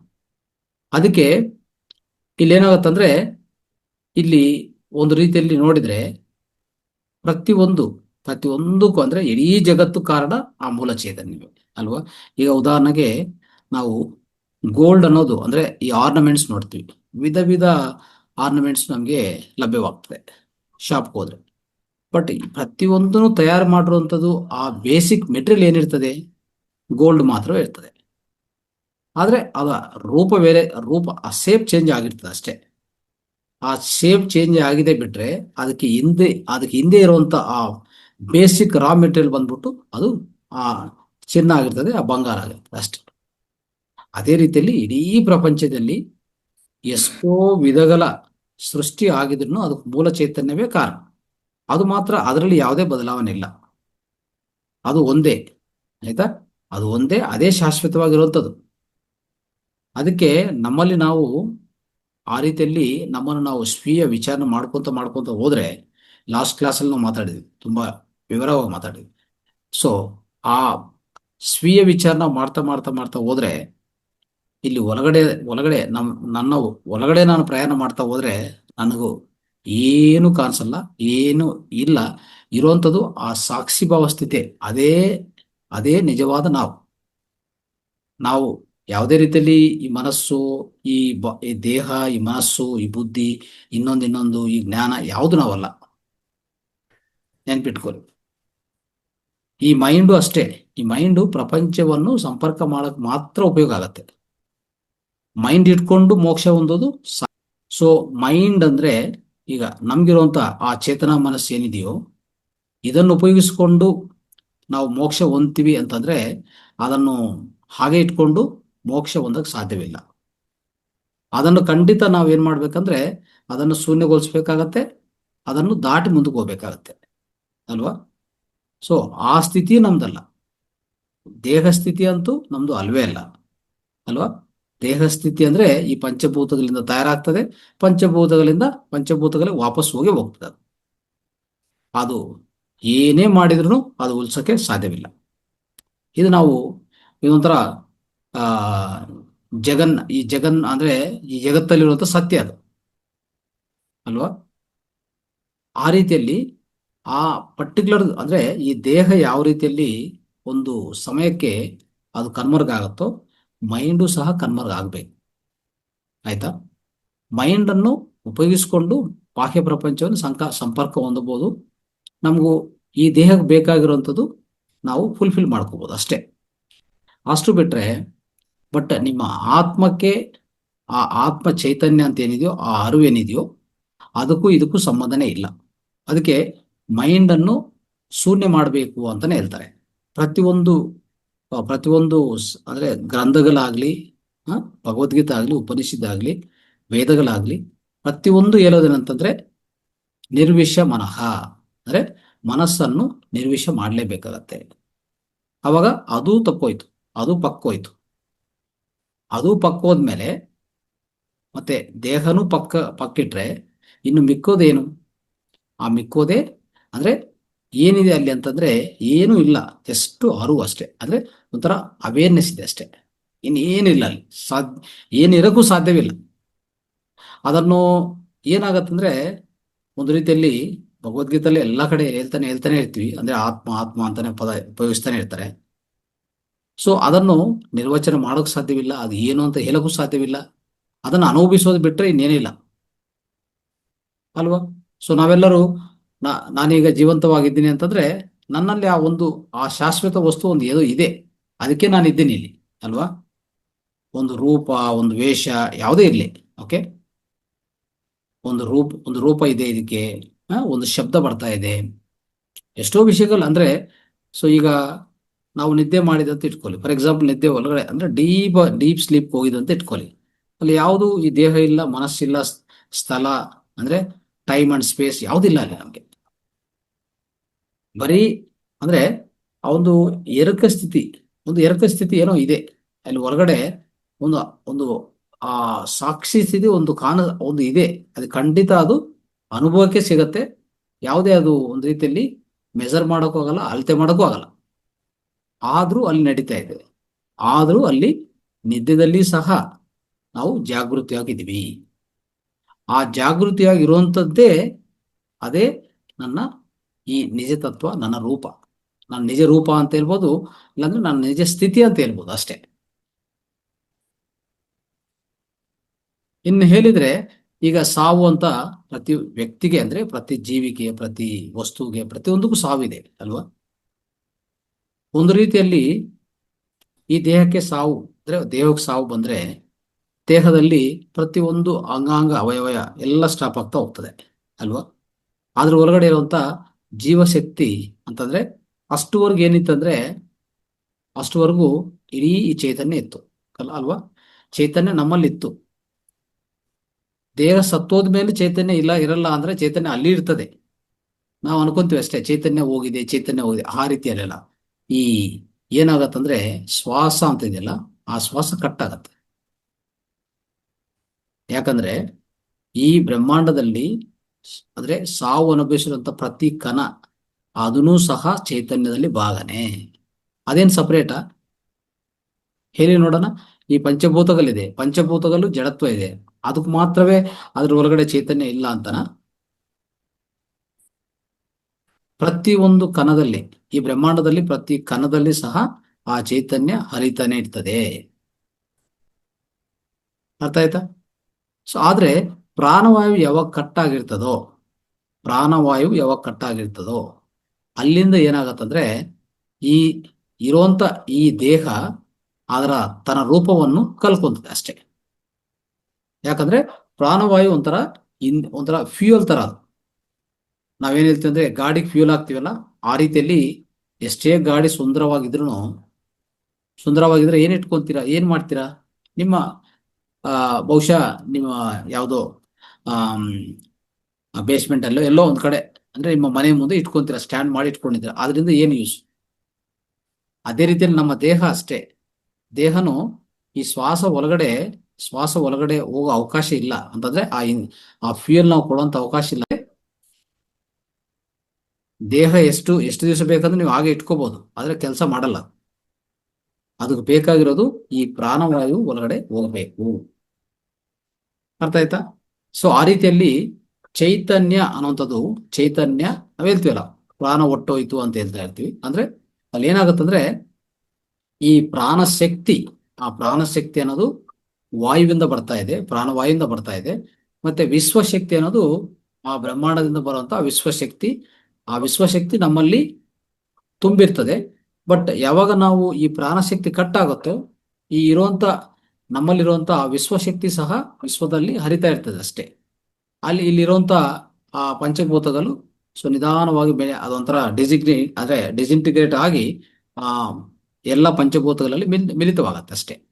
ಆ ರೀತಿಯಲ್ಲಿ ಸಾವು ಅನ್ನೋದು ಅನುಭವಿಸ್ತೇವೆ. ಅಂದ್ರೆ ಒಂದು ರೀತಿಯಲ್ಲಿ ಹೇಳ್ಬೇಕಂದ್ರೆ ನಾವು ಈ ಭೌತಿಕದಲ್ಲಿರುವಂತ ಈ ದೇಹ ಮತ್ತೆ ಇನ್ನೊಂದು ರೂಪಕ್ಕೆ ಅದು ಪರಿವರ್ತನೆಗೊಳಿಸ್ತದೆ ಅಷ್ಟೇ. ಅದಕ್ಕೂ ಸಾವಿಲ್ಲ. ಅದಕ್ಕೆ ಹೇಳ್ತೀವಲ್ಲ ಯಾವುದು ಸತ್ತೋಗಿರುವಂತ ವಿಷಯ ಯಾವುದಿಲ್ಲ. ಅದು ತಿಳ್ಕೊಂಡಿದ್ರೆ ಅದೇ ನಿಮ್ಮ ಸ್ವೀಯ ಸ್ವೀಯ ಆತ್ಮ ಸಾಕ್ಷಾತ್ಕಾರ ಅಂತ ಹೇಳ್ತೀವಿ, ಸೆಲ್ಫ್ ರಿಯಲೈಸೇಷನ್ ಅಂತ ಹೇಳ್ತೀವಿ. ಇದು ತಿಳ್ಕೋಬೇಕು. ಇದು ಹೇಗೆ ತಿಳ್ಕೊಂತೀವಿ ಅಂತಂದ್ರೆ ನಾವು ಕರೆಕ್ಟಾಗಿ ಅರ್ಥ ಮಾಡ್ಕೊಂಡ್ರೆ ಯಾವುದಕ್ಕೂ ಸಾವಿದೆ, ಯಾವುದಕ್ಕೂ ಸಹ ಸಾವಿಲ್ಲ ಈ ಜಗತ್ತಲ್ಲಿ, ಅಂದ್ರೆ ಈ ಬ್ರಹ್ಮಾಂಡದಲ್ಲಿ ಅಂತ ಹೇಳ್ಬೋದು. ಎಲ್ಲಿ ಸಾವಿದೆ? ದೇಹವು ಸಹ ಒಂದ್ಸರಿ ಪ್ರಾಣ ಹೋದ್ಮೇಲೆ ಅಂತಂದ್ರೆ ಮುಖ್ಯ ಪ್ರಾಣ ಹೋದ್ಮೇಲೆ ಮತ್ತೆ ವಾಯು ಒಳಗಡೆ ಹೋಗ್ತಾ ಇಲ್ಲ ಅಂತಂದ್ರೆ ಇದು ಮಣ್ಣು ಅಂದ್ರೆ ಪಂಚಭೂತಗಳಲ್ಲಿ ಮಿಲಿತವಾಗತ್ತೆ. ಅಲ್ಲಿ ಸಾವು ಅಂತಂದ್ರೆ ಅದು ಪೂರ್ತಿ ಕಣ್ಮರ್ಗ ಆಗ್ಬೇಕು. ಅದಾಗೋದಿಲ್ಲ. ಆ ರೀತಿಯಲ್ಲಿ ಯಾವುದು ಆಗೋದಿಲ್ಲ. ಈ ಬ್ರಹ್ಮಾಂಡದಲ್ಲಿ ಯಾವುದು ಆಗೋದಿಲ್ಲ. ಇದು ಇನ್ನೊಂದು ವಿಷಯ. ಅಂದ್ರೆ ಈ ರೀತಿಯಲ್ಲಿ ನಾವು ಅರ್ಥ ಮಾಡ್ಕೋಬೇಕು. ಓಕೆ. ಸೊ ಸಾವು ಅನ್ನೋಂಥ ಅವಕಾಶನೇ ಇಲ್ಲ ಅಂತ ನಾವು ಅರ್ಥ ಮಾಡ್ಕೊಂಡ್ರೆ ಇನ್ನು ಆ ರೀತಿಯಲ್ಲಿ ನಾವು ಒಂದು ರೂಪದಿಂದ ಇನ್ನೊಂದು ರೂಪಕ್ಕೆ ಚೇಂಜ್ ಆಗ್ತಾ ಇರ್ತೀವಿ ಅಷ್ಟೇ. ಒಂದು ರೂಪದಿಂದ ಇನ್ನೊಂದು ರೂಪಕ್ಕೂ ಚೇಂಜ್ ಆಗ್ತಾನೆ ಇರ್ತೀವಿ ಕಂಟಿನ್ಯೂಸ್ ಆಗಿ. ಅಷ್ಟೇ ಈ ಜಗತ್ತಲ್ಲಿ ಅಂದ್ರೆ ಈ ವಿಶ್ವದಲ್ಲಿ ನಡೆಯುವಂತ ವಿಷಯ ಇದು ಆಕ್ಚುಲಿ. ಅರ್ಥ ಆಯ್ತಾ. ಸೊ ಆಮೇಲೆ ಇನ್ನು ಅವ್ರನ್ನ ಏನ್ ಕೇಳ್ತಾರೆ ಅಂದ್ರೆ ಆಯ್ತು. ಸೊ ಯಾವುದೇ ರೀತಿಯಲ್ಲಿ ಅವೇರ್ನೆಸ್ ಅಂದ್ರೆ ಏನು ಅಂತ ಒಂದು ಕೇಳ್ತಾರೆ. ಅವೇರ್ನೆಸ್ ಅಂದ್ರೆ ಅದು ಟೈಮು ಅಲ್ಲ. ಓಕೆ. ಒಂದು ರೀತಿಯಲ್ಲಿ ಹೇಳ್ಬೇಕಂದ್ರೆ ಕಾನ್ಸಿಯಸ್ನೆಸ್ ಅನ್ನೋಂಥ ಇದೆಯಲ್ಲ, ಕಾನ್ಸಿಯಸ್ನೆಸ್ ಬಿಯಾಂಡ್ ಕಾನ್ಸಿಯಸ್ನೆಸ್. ಈ ಟೈಮು ಸ್ಪೇಸು ಅನ್ನೋದು ಯಾವುದೂ ಇಲ್ಲ ಅವೇರ್ನೆಸ್ಗೆ. ಎರುಕ ಅಂತದಿದೆಯಲ್ಲ, ನಾವು ನಿದ್ದೆ ಹೋಗ್ತಾ ಇರ್ತೀವಿ, ಡೀಪ್ ಸ್ಲೀಪ್ ಅಲ್ಲಿ ಇರ್ತೀವಿ. ಅಲ್ಲಿ ಯಾವ ಟೈಮ್ ಇದೆ, ಯಾವ ಸ್ಪೇಸ್ ಇದೆ, ನಾವು ಎಲ್ಲಿ ಎಲ್ಲಿ ಮಲ್ಕೊಂಡಿದ್ದೀನಿ, ಯಾವ ಸಮಯದಲ್ಲಿ ಮಲ್ಕೊಂಡಿದ್ದೀನಿ, ಯಾವ ಪ್ರಪಂಚದಲ್ಲಿ ಇದ್ದೀನಿ ನನಗೆ ಗೊತ್ತಿಲ್ಲ. ಅದಕ್ಕೋಸ್ಕರ ಟೈಮ್ ಅಂಡ್ ಸ್ಪೇಸ್, ಕಾಲ ಮತ್ತು ಅದು ಸ್ಥಳ, ಒಂದು ಪ್ರದೇಶ ಯಾವುದೂ ಇಲ್ಲ. ಅದು ಅವೇರ್ನೆಸ್ ಅಂತದ್ದು. ಅರ್ಥ ಆಯ್ತಾ? ಆ ರೀತಿಯಲ್ಲಿ. ಸೊ ಇಲ್ಲಿ ಇನ್ನೂ ಸ್ವಲ್ಪ ಪ್ರಶ್ನೆಗಳು ಕೇಳ್ತಾರೆ ಗುರುಗಳಿಗೆ. ಇನ್ನೇನಂತ ಕೇಳ್ತಾರೆ ಅಂದ್ರೆ, ಆ ನಿಮ್ಗೆ ಕೋರಿಕೆಗಳು ಮತ್ತೆ ಭಯಗಳು ಇದೆಯಾ ಅಂತ ಕೇಳ್ತಾರೆ. ಅವ್ರು ಹೇಳ್ತಾರೆ, ನಾನು ಸಿಂಪಲ್ ಪರ್ಸನ್ ಆಗಿ ಹುಟ್ಟಿದ್ದೀನಿ, ಒಂದು ಕಾಮನ್ ಪರ್ಸನ್ ಆಗಿದ್ದೀನಿ, ಒಂದು ಬಿಸ್ನೆಸ್ ಪರ್ಸನ್ ತರ ಮಾಡ್ಕೊತಾ ಇದ್ದೆ. ಯಾವ ಎಜುಕೇಶನ್ ನನ್ನ ಹತ್ರ ಇಲ್ಲ, ಸ್ವಲ್ಪ ಎಜುಕೇಶನು. ನನ್ನ ವೈಫು ಹಾಗೆ ಇತ್ತು, ಅವ್ರಿಗೂ ಒಂದು ಸಾಮಾನ್ಯ ಕೋರಿಕೆಗಳು, ಸಾಮಾನ್ಯ ಭಯ ಇತ್ತು ಅಲ್ವಾ. ಸೊ ತುಂಬಾ ಅವ್ರ ಮೇಲೆ ತುಂಬಾ ವಿಶ್ವಾಸ ಇತ್ತು. ಅವ್ರು ಹೇಳಿದಂಥ ಪದಗಳು ನಾನು ಕರೆಕ್ಟಾಗಿ ಪಾಲನೆ ಮಾಡಿದೆ. ಅವಾಗ ನನಗೂ ಅರಿವು ಸಿಕ್ತು ಅಂತಂದ್ರೆ ನಾನು ಆತ್ಮ ಸಾಕ್ಷಾತ್ಕಾರ ಹೊಂದಿದ್ದೀನಿ, ಆ ರೀತಿಯಲ್ಲಿ ಹೇಳ್ತಾರೆ. ಓಕೆ. ಸೊ ಆ ರೀತಿಯಲ್ಲಿ ಇರುವಾಗ ನೆಕ್ಸ್ಟು ಯಾವಾಗನ್ನ ಸ್ವಲ್ಪ ರಿಯಾಕ್ಷನ್ ಆಗ್ಬೋದು, ಸ್ವಲ್ಪ ಎಮೋಷನ್ ಬರ್ಬೋದು. ಆಯ್ತಾ? ಸೊ ಸ್ವಲ್ಪ ಎಮೋಷನು, ಆ ರಿಯಾಕ್ಷನ್ ಬರ್ಬೋದು. ಆದರೆ ಅದೊಂದನ್ನು ಅದು ನನಗೆ ಗೊತ್ತಾಗತ್ತೆ, ನಾನು ಅದು ಇಮ್ಮಿಡಿಯೇಟ್ ತಕ್ಷಣವೇ ಬಿಟ್ಬಿಡ್ತೀನಿ ಅಂತ ಹೇಳ್ತಾರೆ ಅವರು. ಓಕೆ. ಸೊ ಆ ರೀತಿಯಲ್ಲಿ ಯಾವುದೇ ಒಂದು ಪರ್ಸನ್ಗೆ ಆ ಬರ್ಡನ್ ಆಗುವಾಗ ಆ ಸ್ವಲ್ಪ ಟೆನ್ಷನ್ ಆಗತ್ತೆ ಅಷ್ಟೇ. ಬಟ್ ಆದರೆ ನಮಗೆ ಅರಿವಿದೆಲ್ಲ, ಅದನ್ನು ಗಮನಿಸಿಕೊಂಡು ಅದನ್ನು ಬಿಡಬೇಕು ನಾವು, ಆ ರೀತಿಯಲ್ಲಿ ಹೇಳ್ತಾರೆ ಗುರುಗಳು. ನೆಕ್ಸ್ಟ್ ಹೇಳ್ತಾರೆ, ನೀವು ಸಾವು ಅಂದ್ರೆ ನಿಮಗೆ ಭಯ ಇದೆಯಾ ಅಂತ ಹೇಳ್ತಾರೆ. ಅವಾಗ ಅವ್ರು ಹೇಳ್ತಾರೆ, ನಾನು ಆಲ್ರೆಡಿ ಸತ್ತು ಹೋಗಿದ್ದೀನಲ್ಲ ಅಂತ ಹೇಳ್ತಾರೆ. ನಾನು ಆಲ್ರೆಡಿ ಸತ್ತು ಹೋಗಿದ್ದೀನಿ, ಮತ್ತೆ ನನಗೆ ಭಯ ಎಲ್ಲಿ ಅಂತ ಹೇಳ್ತಾರೆ. ಯಾವ ರೀತಿಯಲ್ಲಿ ಸತ್ತು ಹೋಗಿದ್ರಿ ಅಂತ ಮತ್ತೆ ಕ್ವಶನ್ ಕೇಳ್ತಾರೆ. ಅವ್ರು ಹೇಳ್ತಾರೆ, ನಾನು 2 ಸಾವುಗಳು, ಡಬಲ್ ಡೆತ್ ಆಗಿದೆ ನನಗೆ ಅಂತ ಹೇಳ್ತಾರೆ. ಓಕೆ. ಅಂದ್ರೆ ಒಂದು ದೇಹ ಸತ್ತೋಗಿದೆ, ಇನ್ನೊಂದು ಮೈಂಡು ಸತ್ತೋಗಿದೆ ನನಗೆ ಅಂತ ಹೇಳ್ತಾರೆ. 2 ಸತ್ತೋಗಿದೆ. ಮತ್ತೆ ನೀವು ಆ ರೀತಿ ಕಾಣಿಸ್ತಾ ಇಲ್ವಲ್ಲ ಅಂತ ಹೇಳ್ತಾರೆ. ಓಕೆ. ಸೊ ಆ ರೀತಿಯಲ್ಲಿ ಕಾಣಿಸ್ತಾ ಇಲ್ವಲ್ಲ ಅಂತ ಹೇಳ್ತಾರೆ. ಓಕೆ. ಸೊ ಅದಕ್ಕೆ ಅಲ್ಲಿ ಏನಂತಂದ್ರೆ ಗುರುಗಳು ಏನ್ ಹೇಳ್ತಾರೆ ಅಂದ್ರೆ, ನೋಡಿ, ನಾನು ಬಾಡಿಲೆಸ್ಸು, ಮೈಂಡ್ಲೆಸ್ಸು. ಆಯ್ತಾ? ಸೊ ಆ ರೀತಿಯಲ್ಲಿ ಅಂದ್ರೆ ಅವ್ರಿಗೆ ದೇಹದ ಮೇಲೂ ಆ ವ್ಯಾಮೋಹ ಇಲ್ಲ, ಮತ್ತೆ ಮೈಂಡ್ ಅನ್ನೋದು ಯಾವುದೂ ಇಲ್ಲ. ಯಾವಾಗಲೂ ಎಲ್ಲಿರ್ತಾರೆ ಅವರು ಅಂತಂದ್ರೆ ಆ ಪ್ರಸ್ತುತ ಕ್ಷಣದಲ್ಲಿ ಅಷ್ಟೇ. ಯಾವುದೇ ಮುಂದೆ ಆಗುವಂಥದ್ದು, ಹಿಂದೆ ಆಗಿರುವಂಥದ್ದು, ಇನ್ನು ನಡೆಯಬೇಕಾಗಿರುವಂಥದ್ದು ಯಾವುದೇ ಟೆನ್ಷನ್ ಇಲ್ಲ. ಆಯ್ತಾ? ಸೊ ಎಲ್ಲದನ್ನು ಏನ್ ಮಾಡ್ತಾರಂದ್ರೆ, ಸೊ ಒಂದು ರೀತಿಯಲ್ಲಿ ಎಷ್ಟೋ ಸಲ ನಾವು ಕ್ಲಾಸಲ್ಲಿ ಹೇಳ್ತಾನೆ ಇರ್ತೀವಿ, ಅದು ಒಂದು ಆ ಪ್ರಸ್ತುತ ಕ್ಷಣ ಏನಿದೆಯೋ ಅದನ್ನು ಅನುಭವಿಸ್ತಾರೆ ಅಷ್ಟೇ. ಪ್ರತಿ ಗುರು ಆ ರೀತಿಯಲ್ಲಿ ಇರ್ತಾರೆ. ಆಯ್ತಾ? ಅವಾಗ ನೋಡಿ, ನಾವು ನಮ್ಮ ಬಗ್ಗೆ ನಮ್ಗೆ ಒಂದು ಅದ್ಭುತವಾದ ಅರಿವು ಸಿಗಬೇಕು ಅಂತಂದ್ರೆ, ಆ ಅವೇರ್ನೆಸ್ ಸಿಗ್ಬೇಕಂದ್ರೆ, ನಾವು ಯಾವುದೇ ರೀತಿಯಲ್ಲಿ ದೇಹ ಮನಸ್ಸು ಇಟ್ಕೊಂಡು ಏನೇನೋ ಮಾಡ್ತಾ ನಾವು ಈ ಬಾಹ್ಯ ಪ್ರಪಂಚದಲ್ಲಿ ಒಡನಾಟಲ್ಲಿ ಇದ್ರೆ ಅದನ್ನು ಕಂಡಿಡಕ್ಕಾಗಲ್ಲ. ಯಾವಾಗ ಎರಡೂ ನಿಶ್ಶಬ್ದವಾಗ್ತದೋ ಅವಾಗ ನಮ್ಮ ಒಳಗಡೆ ನಮ್ಗೇನೆ ಆ ಸಿಚುವೇಶನ್ ಅಂದ್ರೆ ಆ ಸ್ಥಿತಿ, ಆ ಅಂಡರ್ಸ್ಟ್ಯಾಂಡಿಂಗು, ಆ ಎರುಕ ಬರುತ್ತೆ. ಅದನ್ನು ಅನುಭವಿಸೋದೇ ಆತ್ಮ ಸಾಕ್ಷಾತ್ಕಾರ, ಇನ್ನು ಯಾವುದಲ್ಲ. ಅಂದ್ರೆ ಜೀವಂತವಾಗಿರುವಾಗನೇ ಈ ಸ್ಥಿತಿ ಹೊಂದಬೇಕು. ಅರ್ಥ ಆಯ್ತಾ? ಇದನ್ನೇ ಜೀವನ್ ಮುಕ್ತಿ ಅಂತ ಕರೆಯೋದು. ಆಯ್ತಾ? ಜೀವನ್ ಮುಕ್ತಿ ಅಂದ್ರೆ ಯಾವುದು? ನಾವು ಜೀವಂತವಾಗಿರುವಾಗನೇ ನಮ್ಮ ನಿಜವಾದ ಅರಿವನ್ನು, ಅಂದ್ರೆ ನನ್ನ ನಿಜವಾದ ಸ್ಥಿತಿಯನ್ನು ನಾನು ಕಂಡಿಡೋದು. ಅದು ಎಲ್ಲರಿಗೂ ಸಾಧ್ಯವೇ. ಆದ್ರೆ ನಾವೇನ್ ಮಾಡ್ಬೇಕಂತಂದ್ರೆ, ಈ ಬಾಹ್ಯ ಪ್ರಪಂಚದಲ್ಲಿ ನಮ್ಮ ಪ್ರತಿ ಕ್ಷಣ ನನ್ನ ಜೀವನ ಏನ್ ನಡೀತಾ ಇದೆಯೋ ಅದನ್ನು ತುಂಬಾ ಅವೇರ್ನೆಸ್ ಇಟ್ಟುಕೊಂಡು ಮಾಡ್ಬೇಕು. ನಾನು ಮೊನ್ನೆ ಯಾರೋ ತೆಲುಗು ಸೆಷನ್ ಒಬ್ರು ಕೇಳಿದ್ರು, ನಾನು ಎಷ್ಟೇ ಪ್ರಯತ್ನ ಮಾಡ್ತಾ ಇದ್ರು, ಧ್ಯಾನ ಮಾಡ್ತಾ ಇರ್ತೀನಿ, ಬುಕ್ಸ್ ಓದ್ತೀನಿ, ಅದು ಮಾಡ್ತೀನಿ, ಇದು ಮಾಡ್ತೀನಿ, ಬಟ್ ನನಗೂ ಇನ್ನೂ ಅಂತ ಸ್ಥಿತಿ ಬಂದಿಲ್ಲ, ಆತ್ಮ ಸಾಕ್ಷಾತ್ಕಾರ ಅಂತ ಸ್ಥಿತಿ ನನಗೆ ಬಂದಿಲ್ಲ, ನಾನು ಏನ್ ಮಾಡ್ಲಿ, ನನಗೂ ತುಂಬಾ ಬೇಜಾರಾಗಿ ಒಂದೊಂದ್ಸರಿ ಬಿಟ್ಬಿಡ್ತೀನಿ, ಅದು ಇದು ಅಂತ ಅವ್ರು ಹೇಳ್ತಾ ಇದ್ರು ಕ್ವಶನ್. ನಾನು ಅದಕ್ಕೆ ಅವ್ರಿಗೆ ಒಂದು ಪ್ರಶ್ನೆ ಕೇಳಿದೆ, ನೀವು ಧ್ಯಾನ ಎಷ್ಟು ಮಾಡ್ತೀಯಾ? 1 ದಿವಸಕ್ಕೆ 1 ಗಂಟೆ ಮಾಡ್ತೀನಿ. ಮಿಕ್ಕಿದು 6 ಗಂಟೆ ನಿದ್ದೆ. ಮಿಕ್ಕಿದ ಒಂದು 15 16 ಗಂಟೆ ಏನ್ ಮಾಡ್ತೀರಾ? ಬಾಹ್ಯ ಪ್ರಪಂಚದಲ್ಲಿ ಹೋಗ್ತೀರಾ. ಹೋಗಿ ಅಲ್ಲಿ ಏನೇನೋ ಒಂದು ವಾಸನಗಳು, ಗುಣಗಳು, ಅಲ್ಲಿ ನೀವು ಮಾಡುವಂತ ಕರ್ಮಗಳು ಒಂದು ಅರಿವಿಲ್ಲದೆ ಮಾಡ್ಕೊಂಡು ಬರ್ತೀರ. ಮತ್ತೆ ನಿಮ್ಗೆ ಹೇಗೆ ಆ ಅವೇರ್ನೆಸ್ ನಿಮ್ಗೆ ಹೆಂಗೆ ಸಿಗುತ್ತೆ? ಇಲ್ಲಿ ಮಾಡೋದು ಒಂದ್ ದಿವಸ 1 ಗಂಟೆ ಧ್ಯಾನ, ಅದರಲ್ಲಿ ನಿಮಗೆ ಸಿಕ್ಕಿರುವಂತ ನಿನ್ನ ನಿನ್ನ ಬಗ್ಗೆ ನಿನ್ಗೆ ಅರ್ಥ ಆಗೋದು ಆ 1 ಗಂಟೆ ಅರ್ಥ ಆಗಿರ್ತದೆ. ಆ ಸ್ಥಿತಿ ನೀವು ಹೊಂದಿರ್ತೀರ, ಆ ಶಕ್ತಿ ನೀವು ಸ್ವೀಕಾರ ಮಾಡಿರ್ತೀರ. ಅದನ್ನು ತಗೊಂಡೋಗಿ 15 ಗಂಟೆ ಖರ್ಚು ಮಾಡುವಾಗ ಇದು ಹೇಗಿರ್ತದೆ ಅಂದ್ರೆ, ₹1 ಖರ್ಚು, ₹1 ಸಂಪಾದನೆ, ₹100 ಖರ್ಚು. ಇದು ನಮ್ಮ ಜೀವನ. ಈ ರೀತಿಯಲ್ಲಿರುವಾಗ ನಿನಗೆ ಆತ್ಮಸಾಕ್ಷಾತ್ಕಾರ ಹೇಗೆ ಸಾಧ್ಯವಾಗತ್ತೆ ನೋಡೋಣ. ನೀವು ಆ 15 ಗಂಟೆ ಸಮಯ, 15 ಗಂಟೆದಲ್ಲಿನೂ ನೀವು ಕೆಲಸ ಮಾಡುವಾಗ ಹೆಂಗಿರ್ಬೇಕಂದ್ರೆ, ತುಂಬಾ ಏರುಕದಿಂದ ಮಾಡ್ಬೇಕು. ಅವೇರ್ನೆಸ್ ಇಂದ ನಾನು ನಾನು ಆತ್ಮ ಪದಾರ್ಥ ಅಂತ ನಿನಗೂ ಆ ನಿನ್ನ ಒಳಗಡೆ ಅದು ರಿಪೀಟ್, ಒಂದು ಮಂತ್ರ ತರ ರಿಪೀಟ್ ಆಗ್ತಾ ಇರ್ಬೇಕು. ಅದು ಇದೆಯಾ? ಎಷ್ಟು ಜನಕ್ಕಿದೆ ನೋಡ. ಎಲ್ಲ ಯಾಂತ್ರಿಕವಾಗಿ ಹೋಗ್ತೀವಿ ಬರ್ತೀವಿ ಅಷ್ಟೇ, ಜಸ್ಟ್ ಮೆಕ್ಯಾನಿಕಲ್ ಆಗಿ. ಆಫೀಸ್ಗೆ ಹೋಗಿದ್ವಿ, ಆಫೀಸ್ಗೆ ಹೋಗಿ ಬರ್ತೀವಿ. ಆಫೀಸಲ್ಲಿ ಏನೇನಿರ್ತದೋ ಅಲ್ಲಿ ಪೂರ್ತಿ ಒಂಥರ ಏನ್ ಮಾಡ್ತೀವಿ ಅಂದ್ರೆ, ಅದರಲ್ಲಿ ತೊಡಗಿಸ್ಕೊಂಡು ಒಳಗಡೆ ಒಂದು ಒಳಗಡೆ ಏನ್ ಬೇಕೆಲ್ಲ ಮಾಡಿ ಎಲ್ಲ ಹಚ್ಕೊಂಡು ಆಚೆ ಕಡೆ ಬರ್ತೀವಿ. ಅಲ್ಲಿ ನಿಮ್ಮ ಸ್ಥಿತಿ ಮರ್ತು ಬಿಟ್ಟಿದ್ರಿ, ನಿಮ್ಮ ಇರೋ ಶಕ್ತಿ ಹೋಯ್ತು. ಸಾಯಂಕಾಲ ಎಲ್ಲ ಪೂರ್ತಿ ಅಲಸಟೆ ಬಂತು. ಹೋಗಿ ಊಟ ಮಾಡಿಕೊಂಡು ಮತ್ತೆ ಮಲಗಿದೆ. ಅಷ್ಟೇ ಅಷ್ಟೇ ಆಗೋದು, ನಿಮ್ಮಲ್ಲಿ ಅರಿವಿಲ್ಲ.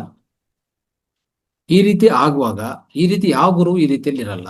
ಮಾಸ್ಟರ್ಸ್ ಯಾಕೆ ಅಷ್ಟು ನಿಶ್ಚಲವಾಗಿರ್ತಾರೆ ಅಂತಂದ್ರೆ, ಒಂದು ಯೋಗಿಲಾಗ್ಲಿ, ದೊಡ್ಡ ದೊಡ್ಡ ಋಷಿ ಮುನಿಗಳಾಗ್ಲಿ ಯಾಕೆ ಅಷ್ಟು ಎಚ್ಚರಿಕವಾಗಿ ಕುತ್ಕೊಂಡಿರ್ತಾರೆ, ಯಾವುದೇ ಯೋಚನೆ ಮಾಡಲ್ಲ ಅಂತಂದ್ರೆ, ಆ ರೀತಿಯಲ್ಲಿ ಇದ್ರೇನೆ ಆ ಒಳಗಡೆ ಇರುವಂತ ಆ ಆಂತರಿಕದಲ್ಲಿ ಅವರ ನಿಜವಾದ ಸ್ಥಿತಿ ಅವ್ರಿಗೆ ಅರ್ಥ ಆಗ್ತಾ ಇರ್ತದೆ.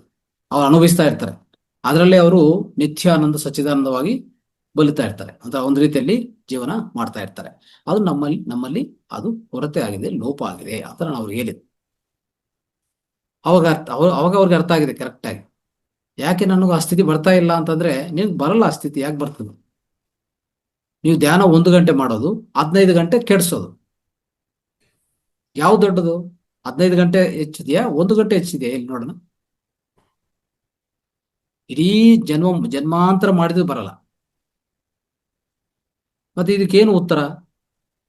ಈ ರೀತಿಯಲ್ಲಿ ಸ್ವಲ್ಪ ಪ್ರಶ್ನೆಗಳು ಬರ್ತವೆ. ಆ ಪ್ರಶ್ನೆಗಳು ಹೇಗಿರ್ತವೆ ಅಂದ್ರೆ, ನಾವು ಎಲ್ಲಿ ಓದಿದ್ದು ಆನ್ಸರ್ ಮಾಡಕ್ ಆಗಲ್ಲ ಆ ಪ್ರಶ್ನೆಗಳು. ಅದು ಹಾಗೆ ನಮ್ಮ ಆಂತರಾಳದಿಂದ ಆ ಆನ್ಸರ್ ಬರ್ಲೇಬೇಕು ಅಲ್ವಾ? ಇನ್ನೊಬ್ಬರೊಂದು ಪ್ರಶ್ನೆ ಕೇಳಿದ್ರು, ತೆಲುಗಲ್ಲಿ ಇದೆಲ್ಲ ಆಗಿರೋದು. ಗುರುಗಳೆಲ್ಲ ಸಿಗರೇಟ್ ಸೇದ್ತಾನೆ ಇರ್ತಾರಲ್ಲ, ಏನಕ್ಕೂ ಅವರು ಸಿಗರೇಟ್ ಸೇದ್ಬೇಕು ಅಂತ ಒಂದು ಪ್ರಶ್ನೆ ಕೇಳಿದ್ರು. ನನ್ ಡೌಟ್ ಬರ್ತಾ ಇದೆ, ಅವರು ಸಿಗರೇಟ್ ಹಾನಿಕರ ಅಲ್ವಾ, ಯಾಕೆ ಸೇದ್ಬೇಕು, ಕಂಟಿನ್ಯೂಸ್ ಯಾಕೆ ಸೇದ್ತಾರೆ ಅವರು? ನೋಡಿ, ಆನ್ಸರ್ ಎಲ್ಲಿ ನೋಡೋಣ, ಯಾರು ಹೇಳ್ತಾರೋ? ನಿಮ್ಮಲ್ಲಿ ಯಾರು ಆನ್ಸರ್ ಹೇಳ್ತಾರೆ ಹೇಳಿ ನೋಡೋಣ. What is the answer you will give for this question? ಯಾಕೆ ಕಂಟಿನ್ಯೂಸ್ ಆಗಿ ಅವರು ಸಿಗರೇಟ್ ಸೇದ್ತಾರೆ? ಸಿಗರೇಟು, ಬೀಡಿ, ಸಿಗರೇಟೇ ಇಟ್ಕೊಳ್ಳಿ, ಇಲ್ಲ ಅಂದ್ರೆ ಅಷ್ಟೇ ಸಿಗರೇಟು. ಇನ್ನು ಆ ಸಿಗರೇಟ್ ಅನ್ನು ಕಂಟಿನ್ಯೂ ಚೈನ್ ಸ್ಮೋಕಿಂಗ್ ತರ ಮಾಡ್ತಾರೋ ಅಲ್ವಾ? ಒಬ್ರಿಬ್ರು ಹೇಳಿ ನೋಡೋಣ ಆನ್ಸರ್. ನಮಸ್ತೆ ಸರ್. ನನ್ಗನ್ಸೋ ಮಟ್ಟಿಗೆ ರಿಲ್ಯಾಕ್ಸೇಷನ್ಗೆ ಅಷ್ಟೇ ಸರ್. ಮನ್ಸಲ್ಲಿ ಒಳಗಡೆ ಏನೇನೋ ತುಂಬ್ಕೊಂಡಿರ್ತಾರಲ್ಲ, ಅದನ್ನೆಲ್ಲ ಹೊರಗೆ ಹಾಕ್ಬೇಕಾಗಿರ್ತದೆ. ಸ್ವಲ್ಪ ರಿಲ್ಯಾಕ್ಸ್ ಸಿಗುತ್ತೆ ಅನ್ನೋ ಸಲುವಾಗಿ ಅಷ್ಟೇ ಅಂತ ನಂಗೆ ಅನ್ಸುತ್ತೆ. ಅವರು ಮನಸ್ಸಲ್ಲಿ ಏನೇನೋ ತುಂಬಿಕೊಂಡ್ರೆ ಅವ್ರು ಯೋಗಿ ಹಾಕಾಕ್ತಾರಮ್ಮ ಹೇಳಿ? ಆಗಲ್ಲ ಸರ್, ಸಾಧ್ಯ. ಮತ್ತೆ ಅವ್ರು ಯಾಕೆ ತುಂಬ್ಕೋತಾರೆ? ಆ ಕೆಲಸ ಮಾಡೋದು ನಾವು. ಅವ್ರ ಆ ಕೆಲಸ ಮಾಡಲ್ಲ. ಈಗ್ಲೇ ಹೇಳ್ತಾ ಇದ್ದೆ ನಾನು, ಅವ್ರು ನಿಶ್ಚಲವಾಗಿರ್ತಾರೆ. ಯಾವುದೇ ಆ ಒಳಗಡೆ ಶಬ್ದ ಇಲ್ಲ, ಹೊರಗಡೆ ಶಬ್ದ ಯಾವುದನ್ನು ಅಲೋ ಮಾಡಲ್ಲ. ಅವ್ರು ನಿಶ್ಚಲವಾಗಿರಕ್ಕೆ ಇಷ್ಟಪಡ್ತಾರೆ. ಯಾಕಂದ್ರೆ ಅವಾಗ್ಲೇ ನಮ್ಮ ಒಳಗಡೆ ಅಂತ ಅರಿವು ಅನ್ನೋದು ನಮ್ಗೆ ಸಿಗ್ತಾ ಇರ್ತದೆ. ಅಂದ್ರೆ ಆ ಅನುಭವದಲ್ಲಿ ಆ ಆತ್ಮಾನುಭವ ಹೊಂದಬೇಕಂದ್ರೆ ಆ ಸ್ಥಿತಿಯಲ್ಲಿ ಇರ್ತಾರೆ. ಅವ್ರು ಆತ್ಮಸ್ಥಿತಿಯಲ್ಲೇ ಇರ್ತಾರೆ. ಯಾವ ಶಬ್ದನ ಅವ್ರು ಹೊರಗಡೆ ಬಿಡಲ್ಲ. ಹೊರಗಡೆಯಿಂದ ಒಳಗಡೆ ಹೋಗೋದು, ಹೊರಗಡೆಯಿಂದ ಹೊರಗಡೆ ಬರೋದು ಯಾವುದೂ ಇಲ್ಲ. ಅವಾಗ ಅವ್ರಿಗೆ ರಿಲ್ಯಾಕ್ಸೇಷನ್ ಅಂತ ಪ್ರಶ್ನೆ ಇಲ್ಲ. ನೆಕ್ಸ್ಟ್, ಅದು ಏನಿಲ್ಲದ ಕಾರಣನೇ ಅವರಿಗೆ ಹಾನಿಕಾರಕ ಏನು ಆಗುದಿಲ್ಲಲ್ಲ ಸರ್? ಏನಮ್ಮ? ಅವರಿಗೆ ಆ ತರ ಇರುವ ಕಾರಣ ಅವರಿಗೆ ಏನು ಮನ್ಸಲ್ಲಿ ತಗೊಳ್ಳೋದಿಲ್ಲ, ಏನು ಇಲ್ಲ, ಏನಿಲ್ಲ. ಆದ ಕಾರಣ ಈಗ ನಾವು ಸಿಗರೇಟ್ ಹೇಳಿದ್ರೆ ನಮಗೆ ದೇಹಕ್ಕೆ ಅಥವಾ ಆರೋಗ್ಯಕ್ಕೆ ಹಾನಿಕಾರಕ, ಅವರಿಗೆ ಹಾನಿಕಾರಕ ಅಂತ ಹೇಳೋ ಪ್ರಶ್ನೆನೇ ಇರುದಿಲ್ಲ ಅಲ್ಲ. ಹೌದು, ಕರೆಕ್ಟ್. ಅದು ಬದಲಾಗಿ ಇನ್ನೊಂದು ಯಾವ್ದನ್ನ ಸ್ವೀಟ್ ತಿಂತಾ ಇರ್ಬೋದು, ಇಲ್ಲಾಂದ್ರೆ ಇನ್ನೊಂದು ಯಾವ್ದೋ ಮಾಡ್ಬೋದಲ್ಲ. ಹ? ಯಾಕೆ ಸಿಗರೇಟೇ ಸೇದ್ಬೇಕು? ಇನ್ಯಾರನ್ನ ಹೇಳ್ತೀರಾ? ಗುರುಜಿ, ಬಾಹ್ಯ ಪ್ರಪಂಚದ ಗೊಂದಲಗಳು ಬೇಡ ಆಲೋಚನೆಗೆ ಅಂತ ಇರ್ಬೋದು. ಇಲ್ಲ, ನೋಡೋಣ ಯಾರು ಬರ್ತದೆ ಅಂದ್ರೆ ನಿಮ್ಮ ಆತ್ಮದಿಂದ ಆನ್ಸರ್, ಅಂದ್ರೆ ನಿಮ್ಮ ಆತ್ಮ ಒಳಗಡೆ ಅಲ್ಲೇ ನಾ ಹೇಳ್ತೀನಿ, ನಿಮ್ಮ ಅಂತರಾಳದಿಂದ ಆನ್ಸರ್ ಬಂದ್ರೆ ಕರೆಕ್ಟ್ ಆಗಿರ್ತದೆ. ಇದೆಲ್ಲ ಮೈಂಡ್ ಇಂದ ಬಂದ್ರೆ ಅದು ಕರೆಕ್ಟ್ ಆಗಲ್ಲ. ಎಸ್, ಹೇಳಿ. ನಾಗರತ್ನ ಮೇಡಮ್. ಸರ್, ಬೇರೆ ಕಡೆ ಅವ್ರದ್ದು ಗಮನನೇ ಇರಲ್ಲ, ಎಲ್ಲ ಏಕಾಗ್ರತೆ ಬರೀ ಅದು ಯಾವ್ದೋ ಒಂದ್ ಇದ್ರ ಕಡೆ ಮಾತ್ರ ಇರ್ತಾರೆ, ಸುಮ್ಮನೆ ಏಕಾಗ್ರತೆ. ನೆಕ್ಸ್ಟ್ ಅದು ಅಲ್ಲ, ನನ್ಗೆ ಗೊತ್ತು ಅದು ಆನ್ಸರ್ ಅಷ್ಟು ಬರಲ್ಲ, ಅದು ಅರ್ಥ ಆಯ್ತಾ? ಅನುಪಮ ಎರಡು- ಮೇಡಮ್ ಹಾಕಿದ್ದಾರೆ, ಏನು ಅಂದ್ರೆ ಅದು ಅಭ್ಯಾಸ ಅವರಿಗೆ ಅಂತ. ಈ ಎರಡು ಅಂತದ್ದು- ಪ್ರಶ್ನೆಗಳು, ಆ ಮೊದಲನೇ ಪ್ರಶ್ನೆ ಒಬ್ರು ಕೇಳಿದ್ದು, ನಾನು ಎಷ್ಟೇ ಮಾಡ್ತೀನಿ ಸರ್, ಎಷ್ಟು ಧ್ಯಾನ ಮಾಡ್ತೀನಿ, ಅಷ್ಟು ಓದ್ತೀನಿ, ಅದು ನನಗೆ ನಿಜವಾಗ ಆ ಸ್ಥಿತಿ ಸಿಗ್ತಾ ಇಲ್ಲ, ಏನ್ ಮಾಡ್ಲಿ ಅಂತಂದ್ರೆ ಅದು ನನ್ನ ಕ್ವಶನ್, ನನ್ನ ಪ್ರಶ್ನೆ ಇಷ್ಟೇ. ನೀವು 1 ಗಂಟೆ ಧ್ಯಾನ ಮಾಡಿ, ಮಿಕ್ಕಿದ 15 ಗಂಟೆ ಏನ್ ಮಾಡಿದ್ರಿ? ಅವಾಗ ನಿಮ್ಗೆ ಯಾಕೆ ಸಿಗತ್ತೆ? ನೀವು 15 ಗಂಟೆನೇ ಹೇಗಿರ್ಬೇಕಾಯ್ತು? ಅರಿವಿಂದ ಜೀವನ ಮಾಡಿರ್ಬೇಕಾಯ್ತು. ಇವ್ರು 15 ಗಂಟೆ, ಅಷ್ಟು ಗಂಟೆನೂ ಅದರಲ್ಲೇ ಇರ್ತಾರಲ್ಲ, ಧ್ಯಾನದಲ್ಲೇ. ಹಾ, ಇದಲ್ಲ ಫಸ್ಟ್ ಪ್ರಶ್ನೆಗೆ ಆನ್ಸರ್ ಅದು. Anuradha sir madam. ನಮಸ್ತೆ. ಹಾ, ಹೇಳಿಮ್ಮ. ಅದು ಉಸಿರು ತಗೊಂಡು ಉಸಿರು ಬಿಡ್ತಾರಲ್ಲ ಸರ್, ಅದು ಒಂಥರ ಉಸಿರಾಟ ಕ್ರಿಯೆ ಆಗುತ್ತೆ ಅಂತ. ಇಲ್ಲ.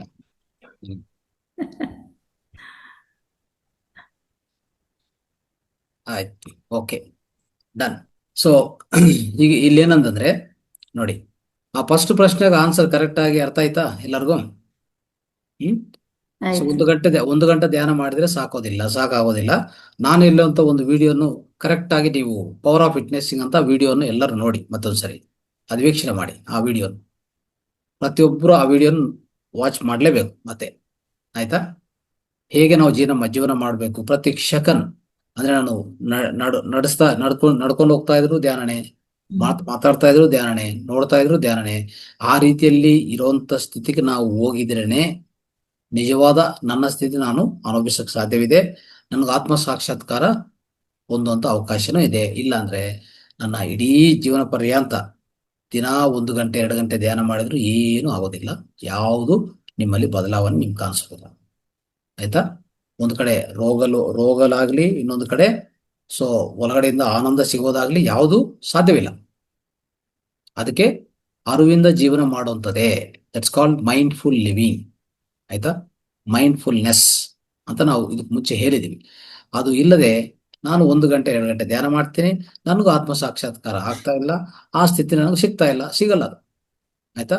ಅದು ಮೊದಲನೇ ಪ್ರಶ್ನೆ, ಅದು ಆನ್ಸರು ಆಗೋಯ್ತು. ಸೆಕೆಂಡ್ದು ಇನ್ನೊಂದು ಪ್ರಶ್ನೆ, ಈ ರೀತಿ ಪ್ರಶ್ನೆಗಳು ಕೇಳ್ಬೇಕು ಯಾವಾಗ್ಲೂ ಅಷ್ಟೇ. ಒಂದು ಮಾಸ್ಟರ್ ಯಾರು ನಿಮ್ ಮುಂದೆ ಬಂದ್ರೆ ಇಂಥ ಪ್ರಶ್ನೆಗಳು ಕೇಳುವಾಗನೇ ಅವರ ಅಂತರಾಳದಿಂದ ವಿಶ್ವ ಕೊಡ್ತಾ ಇರ್ತದೆ. ನೋಡಿದ್ರ? ಅದು ಅವಾಗ ಏನಾಗತ್ತಂದ್ರೆ ನಮಗೂ ಆದ್ರೆ ಆ ಜ್ಞಾನ ಸಿಗ್ತಾ ಇರ್ತದೆ. ಆ ಜ್ಞಾನ ಎಲ್ಲಿ ಬುಕ್ಕಲ್ಲಿ ಎಲ್ಲೋ ಓದಿ ಹೇಳುವಂತ ಅವಕಾಶನೂ ಇರಲ್ಲ. ಅರ್ಥ ಆಯ್ತಾ? ಸಡನ್ ಪ್ರಶ್ನೆ ಮಾಡಿದ್ರೆ ಸಡನ್ ಆನ್ಸರ್ ಬರುತ್ತೆ, ಆ ರೀತಿಯಲ್ಲೇ ಆಗೋದು.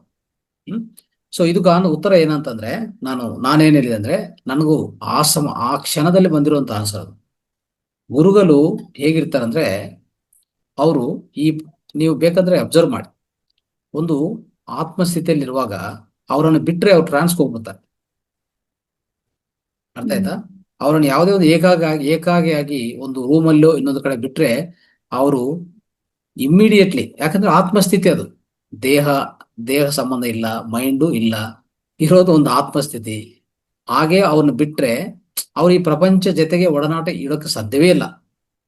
ಅವ್ರನ್ನ ಬಿಟ್ರೆ ಬಿಟ್ರೆ ತಕ್ಷಣವೇ ಅವರು ಟ್ರಾನ್ಸ್ಲೇಟ್ ಹೋಗ್ತಾರೆ. ಆ ಟ್ರಾನ್ಸ್ ಒಳಗಡೆ ಹೋಗ್ತಾರೆ, ಮತ್ತೆ ಆಚೆ ಕಡೆ ಬರೋದಿಲ್ಲ.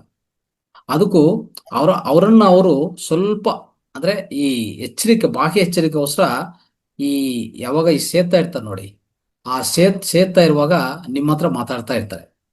ಆಕ್ಚುಲಿ ಅವರು ಸೇದೋದು ಏನೋ ಆ ತೃಪ್ತಿಗೋಸ್ಕರನೋ, ಒಳಗಡೆ ಅದು ಸೇದ್ರೇನೆ ಅವ್ರಿಗೇನೋ ಏನದು ಮನಸ್ಸು ತೃಪ್ತಿ ಸಿಗತ್ತೆ, ಇಲ್ಲ ಆ ಮಾನಸಿಕ ಸಂತೋಷ, ಇಲ್ಲ ಅಂದ್ರೆ ಅಲ್ಪ ಸಂತೋಷ, ಯಾವುದೂ ಇಲ್ಲ, ಚಾನ್ಸೇ ಇಲ್ಲ. ಅವರು ಎಚ್ಚರಿಕವಾಗಿ ಬಾಹ್ಯ ಪ್ರಪಂಚಕ್ಕೆ ಎಚ್ಚರಿಕವಾಗಿ ನೀವು ಹೋಗಿ ಅವ್ರ ಹತ್ರ ಕೂತ್ಕೊಂತೀರಲ್ಲ, ನೀವು ಮಾತಾಡ್ಬೇಕಲ್ಲ, ಅವರು ಮಾತುಗಳು ಬಳಸ್ಬೇಕಲ್ಲ, ನಿಮ್ ನೋಡ್ಬೇಕಲ್ಲ ನಿಮ್ಮನ್ನು.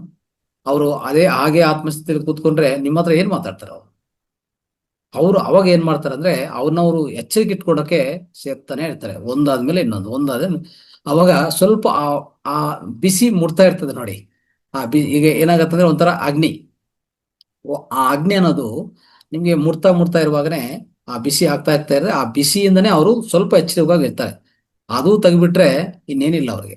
ಯಾಕಂದ್ರೆ ಬೇರೆ ಯಾವುದು ಮೈಂಡ್ ಇಲ್ಲ, ದೇಹ ಸಂಬಂಧಿತ ಯಾವುದು ಆಸೆಗಳಾಗ್ಲಿ ಇನ್ನೊಂದಾಗ್ಲಿ ಅದಕ್ಕೆ ಸಂಬಂಧಿತ ಅರಿವು ಆಗ್ಲಿ ಯಾವ್ದು ಇಲ್ಲ ಅವ್ರ ಹತ್ರ. ಎಲ್ಲಾನು ಶೂನ್ಯ ಮಾಡ್ಕೊಂಡು ಕೂತ್ಕೊಂಡಿರ್ತಾರೆ. ನೀವು ನಿಮ್ಮ ಹತ್ರ ಮಾತಾಡ್ಬೇಕಂದ್ರೂ ಎಚ್ಚರಿಕೆ ಬೇಕಲ್ಲ, ಅದಕ್ಕೂ ಇದು ಬಳಸ್ಕೊಂಡು ಅದನ್ನು ಸೇರ್ತಾ ಇರ್ತಾರೆ. ಅದು ಬಿಟ್ಟಿದ್ರೆ ಮತ್ತೆ ಇಮಿಡಿಯೇಟ್ ಎಲ್ಲಿಗೆ ಹೋಗ್ತಾರೆ? ಆ ಧ್ಯಾನಕ್ಕೆ ಹೋಗ್ಬಿಡ್ತಾರೆ, ತಪ್ಪಿಸ್ಕೊಂಡ್ಬಿಡ್ತಾರೆ. ಎರಡೇ ಇರೋದು. ಆಚೆ ಕಡೆ ಬಂದ್ರೆ ಸೇರ್ತಾ ಇರ್ತಾರೆ. ಅದಕ್ಕೆ ಸ್ವಲ್ಪ ಎಚ್ಚರಿಕೆ ಇರ್ಬೇಕಲ್ಲ, ಸ್ವಲ್ಪ ಎಚ್ಚರಿಕೆ ಇರ್ಬೇಕಂತಾನೆ ಈ ರೀತಿಯಲ್ಲಿ ಮಾಡ್ತಾರೆ. ಇಲ್ಲಾಂದ್ರೆ ಆ ಚಾನ್ಸೇ ಸಿಗೋದಿಲ್ಲ. ಅವರು ಆಟೋಮೆಟಿಕ್ ಆಗಿ ಆ ಟ್ರಾನ್ಸ್ಫರ್ ಹೋಗ್ಬಿಡ್ತಾರೆ. ಇಂಥ ಸ್ಥಿತಿ ಅವ್ರ ಹತ್ರ ಇರ್ತದೆ. ಅರ್ಥ ಆಯ್ತಾ? ಇಲ್ಲಾಂದ್ರೆ ಇನ್ನೊಬ್ರು ಪಕ್ಕದಲ್ಲಿ ಕೂತ್ಕೊಂಡು ಎಬ್ಸ್ತಾನೆ ಇರ್ಬೇಕಾಗತ್ತೆ. ಅವನು ಅಷ್ಟು ಡೀಪ್ ಸ್ಥಿತಿಯಲ್ಲಿ ಇರ್ತಾರೆ. ಯಾರಾದ್ರೂ ಅಷ್ಟೇ, ಆತ್ಮಸ್ಥಿತಿಯಲ್ಲಿ ಇರುವಂತವ್ರಿಗೆ ಆ ಬಾಹ್ಯ ಪ್ರಪಂಚ ಅವ್ರಿಗೆ ಆ ಒಡನಾಟ ಬೇಕಾಗಿಲ್ಲ. ಕಣ್ಮುಚ್ಕೊಂಡೆ ಹಾಯಾಗಿ ಹಾಗೆ ಇರ್ತಾರೆ. ಅವ್ರು ಬಿಟ್ರೆ ಆ ಸ್ಥಿತಿಗೆ ಹೋಗ್ತಾರೆ ತಕ್ಷಣವೇ. ಯಾಕಂದ್ರೆ ಅವ್ರಿಗೇನು ನಾಳೆ ಇಲ್ಲಿಗೆ ಹೋಗ್ಬೇಕು, ಅವ್ರು ಮೀಟ್ ಮಾಡ್ಬೇಕು, ಆ ವಸ್ತು ಪರ್ಚೇಸ್ ಮಾಡ್ಬೇಕು, ಇದು ಇನ್ನೊಬ್ರ ಹತ್ರ ಏನೋ ಡೀಲ್ ಮಾಡ್ಬೇಕು, ಇದೆಲ್ಲ ಅವ್ರಿಗೆ ಏನಿದೆ, ಏನ್ ಜಂಜಾಟ ಇದೆ, ಏನ್ ಬೇಕಾಗಿದೆ ಅವ್ರು ಫಸ್ಟ್ ಆಫ್ ಆಲ್ ಅಲ್ವಾ? ಸೊ ಈ ಒಂದು ಆನ್ಸರು ನನಗೆ ಬಂದಿತ್ತು. ಅಂದ್ರೆ ಅವನ್ ಎಚ್ಚರಿಕವಾಗಿರ್ಬೇಕಂದ್ರೆ ಇದೊಂದು ಅಗ್ನಿ ಮುಖಾಂತರ ಮಾಡ್ಬೋದು ಅಷ್ಟೇ. ಆಯ್ತಾ? ಅದಕ್ಕೆ ಶಿರ್ಡಿ ಸಾಯಿನು ಒಂದೊಂದ್ಸರಿ ಆ ಧ್ವನಿ ಯಾವಾಗ್ಲೂ ಹಾಕಿರ್ತಾರೆ. ಆ ಧ್ವನಿ ಹಾಕೊಂಡೇ ಕೂತ್ಕೊಂಡಿರ್ತಾರೆ ಅವರು. ಆ ಧ್ವನಿಯನ್ನು 24/7 ಅದನ್ನು ಮುಂದುವರಿಸ್ತಾ ಇರ್ತಾರೆ. ನೋಡಿದ್ರ? ಅದೊಂದು ಸಂಕೇತ. ಅದು ನಾವು ಈ ರೀತಿಯಲ್ಲಿ ಅರ್ಥ ಮಾಡ್ಕೋಬೇಕಾಗಿರೋದು. Okay, right.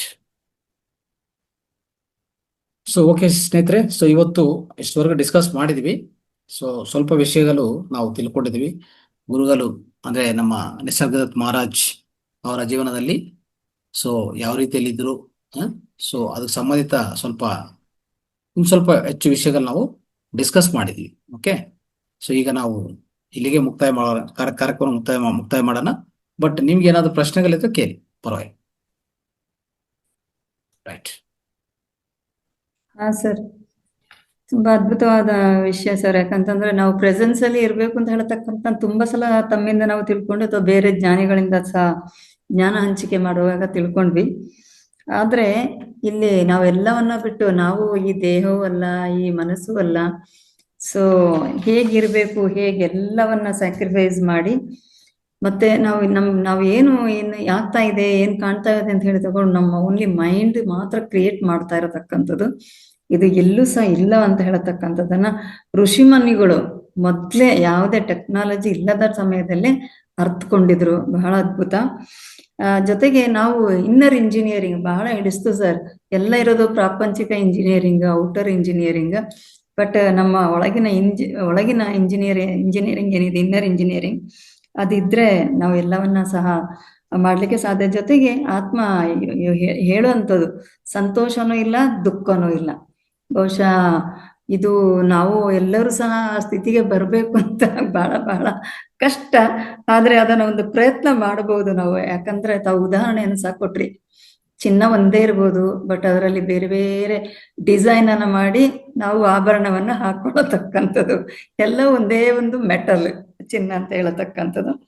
ಆದ್ರಿಂದ ಮತ್ತೆ ಇನ್ನೊಂದು ಸರ್, ತಾವು ಹೇಳಿದ್ರಿ ಮೈಂಡ್ ಇಂದ ನಾವು ಖಂಡಿತ ಮೋಕ್ಷ ಪಡೆಯಕ್ ಸಾಧ್ಯ ಇಲ್ಲ ಅಂತ. ಯಾಕಂದ್ರೆ ಮೈಂಡ್ ಸುಮ್ಮನೆ ಇರೋದಿಲ್ಲ, ಬೇರೆ ಬೇರೆದೆಲ್ಲ ಕ್ರಿಯೇಟ್ ಮಾಡ್ತಾ ಇರ್ತದೆ. ಆದ್ದರಿಂದ ಆ ತಟಸ್ಥತೆನೂ ಬರೋದಿಲ್ಲ, ಮೋಕ್ಷನೂ ಬರೋದಿಲ್ಲ. ಜೊತೆಗೆ ಈಗ ಕೊನೆಯದಾಗಿ ಒಂದು ಪ್ರಶ್ನೆಯನ್ನು ಕೇಳಿದ್ರಿ, ಬಹಳ ಅದ್ಭುತವಾದದ್ದು. ಬಹುಶಃ ಯೋಗಿಗಳಿಗೆ ತಾವು ಹೇಳಿದ ಹಾಗೆ ಅವ್ರು ಟ್ರಾನ್ಸ್ಗೆ ಹೋಗ್ಬಿಡ್ತಾರೆ. ಸೊ ಯಾರು ಮಾತಾಡಿದ್ರು ಗೊತ್ತಾಗೋದಿಲ್ಲ, ಏನು ಗೊತ್ತಾಗಿಲ್ಲ. ಬಟ್ ಅವರು ಮಾತಾಡಿದಕ್ಕೆ ಉತ್ತರ ಕೊಡಕ್ಕೆ ಅವರು ಮನಸ್ಸು ಓಪನ್ ಇರ್ಬೇಕಲ್ಲ, ಅದಕ್ಕೆ ಅವರು ಆ ಅಗ್ನಿ ಅಥವಾ ಬಿಸಿ ಶಾಖವನ್ನ ಅವರಲ್ಲಿ ಇಟ್ಟುಕೊಳ್ಳೋಕೋಸ್ಕರ ಹೇಳಿದೆ. ಇದು ನಿಜವಾಗ್ಲೂ ಬಹುಶಃ ಯಾರಿಗೂ ಗೊತ್ತಿಲ್ಲ, ಯಾಕಂತಂದ್ರೆ ಯಾರು ಆನ್ಸರ್ ಮಾಡಿಲ್ಲ. ಸೊ ಬಹಳ ಅದ್ಭುತವಾದ ಒಂದು ಜ್ಞಾನ ಹಂಚಿಕೆ ಸರ್. ತುಂಬಾ ತುಂಬಾ ಧನ್ಯವಾದಗಳು ಸರ್. ಈ ಮಟ್ಟಕ್ಕೆ ಬಂದಾಗ ನಮ್ಮ ಧ್ಯಾನ ಇಲ್ಲಿ ಏನು ಸಹ ಅಲ್ಲ, ಸ್ವಲ್ಪ ಆಗಿದೆ. ಇನ್ನು ಹೆಚ್ಚಿನ ಸಮಯವನ್ನ ನಾವು ಬೇರೆದಕ್ಕೆ ಕಳೆಯೋ ಬದಲಿಗೆ ಜ್ಞಾನವನ್ನ ಜಾಸ್ತಿ ಮಾಡ್ಕೊಂಡು ಬರ್ಬೇಕು ಅಂತ ಹೇಳತಕ್ಕಂಥದ್ದು ಬಹಳ ಸ್ಪಷ್ಟವಾಗಿ ಅರ್ಥ ಆಯ್ತು ಸರ್. ತುಂಬಾ ಧನ್ಯವಾದಗಳು. Masters Radhika madam hand raise ಮಾಡಿದ್ದಾರೆ. ಎಸ್ ಮೇಡಮ್, ಅನ್ಮ್ಯೂಟ್ ಮಾಡಿದೆ, ಮಾತಾಡಿ ಮ್ಯಾಮ್. ನಮಸ್ತೆ ಮೇಡಮ್. ನಮಸ್ತೆ ಸರ್. ಸರ್, ನೀವು ಗುರುಗಳಿಗೂ ಇವಾಗ ಋಷಿ ಮುನಿಗಳು ಬಿಸಿ ತಾಟದಕ್ಕೆ ಅವ್ರು ಏನೋ ಸೇರ್ತಾ ಇರ್ತಾರೆ, ಅದ್ರ ಬಿಟ್ಟು ಬೇರೆ ಏನಾದ್ರು ಮಾಡ್ಬೋದಲ್ಲ? ಅದು ಬ್ಯಾಡ್ ಹ್ಯಾಬಿಟ್ ಅಲ್ವಾ? ಇವಾಗ ಮನುಷ್ಯರು ಮಾಡಿದ ತಕ್ಷಣ ಅದು ಬ್ಯಾಡ್ ಹ್ಯಾಬಿಟ್ ಅಂತ ಹೇಳ್ತೀವಿ. ಅವ್ರು ಅದ್ರ ಬದ್ಲು ನೀರ್ ಕುಡಿಬಹುದು, ಬೇರೆ ಏನಾದ್ರು ಮಾಡ್ಬೋದಲ್ವಾ? ನೀರು ತಣ್ಣಗಿರೋದು.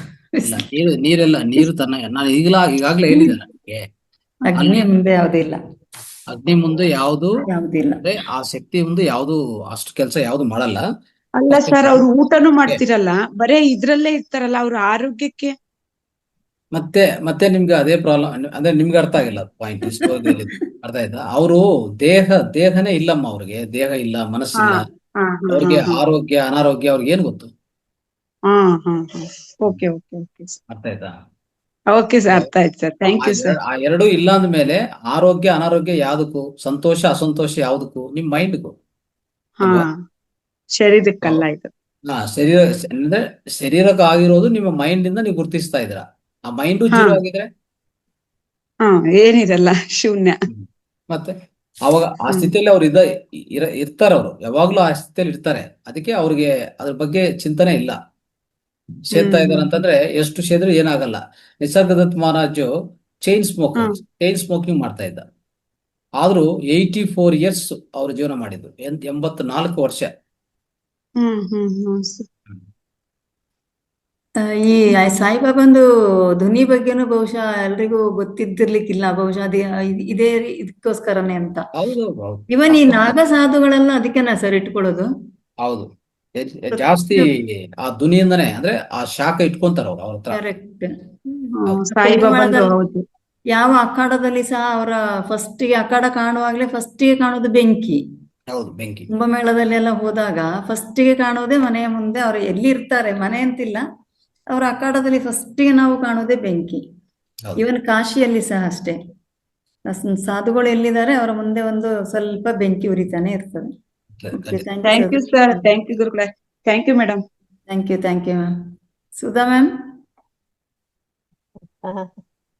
ರೇವತಿ ಮ್ಯಾಮ್ ಹೇಳಿದ್ರಿ ಈಗ, ಅದೇ ನಾಗ ಸಾಧುಗಳು ಯಾಕೆ ಹಾಗೆ ಇಡ್ತಾರೆ ಅಂತ ನನ್ಗೊಂದು ಕ್ವಶನ್ ಇತ್ತು ಮ್ಯಾಮ್.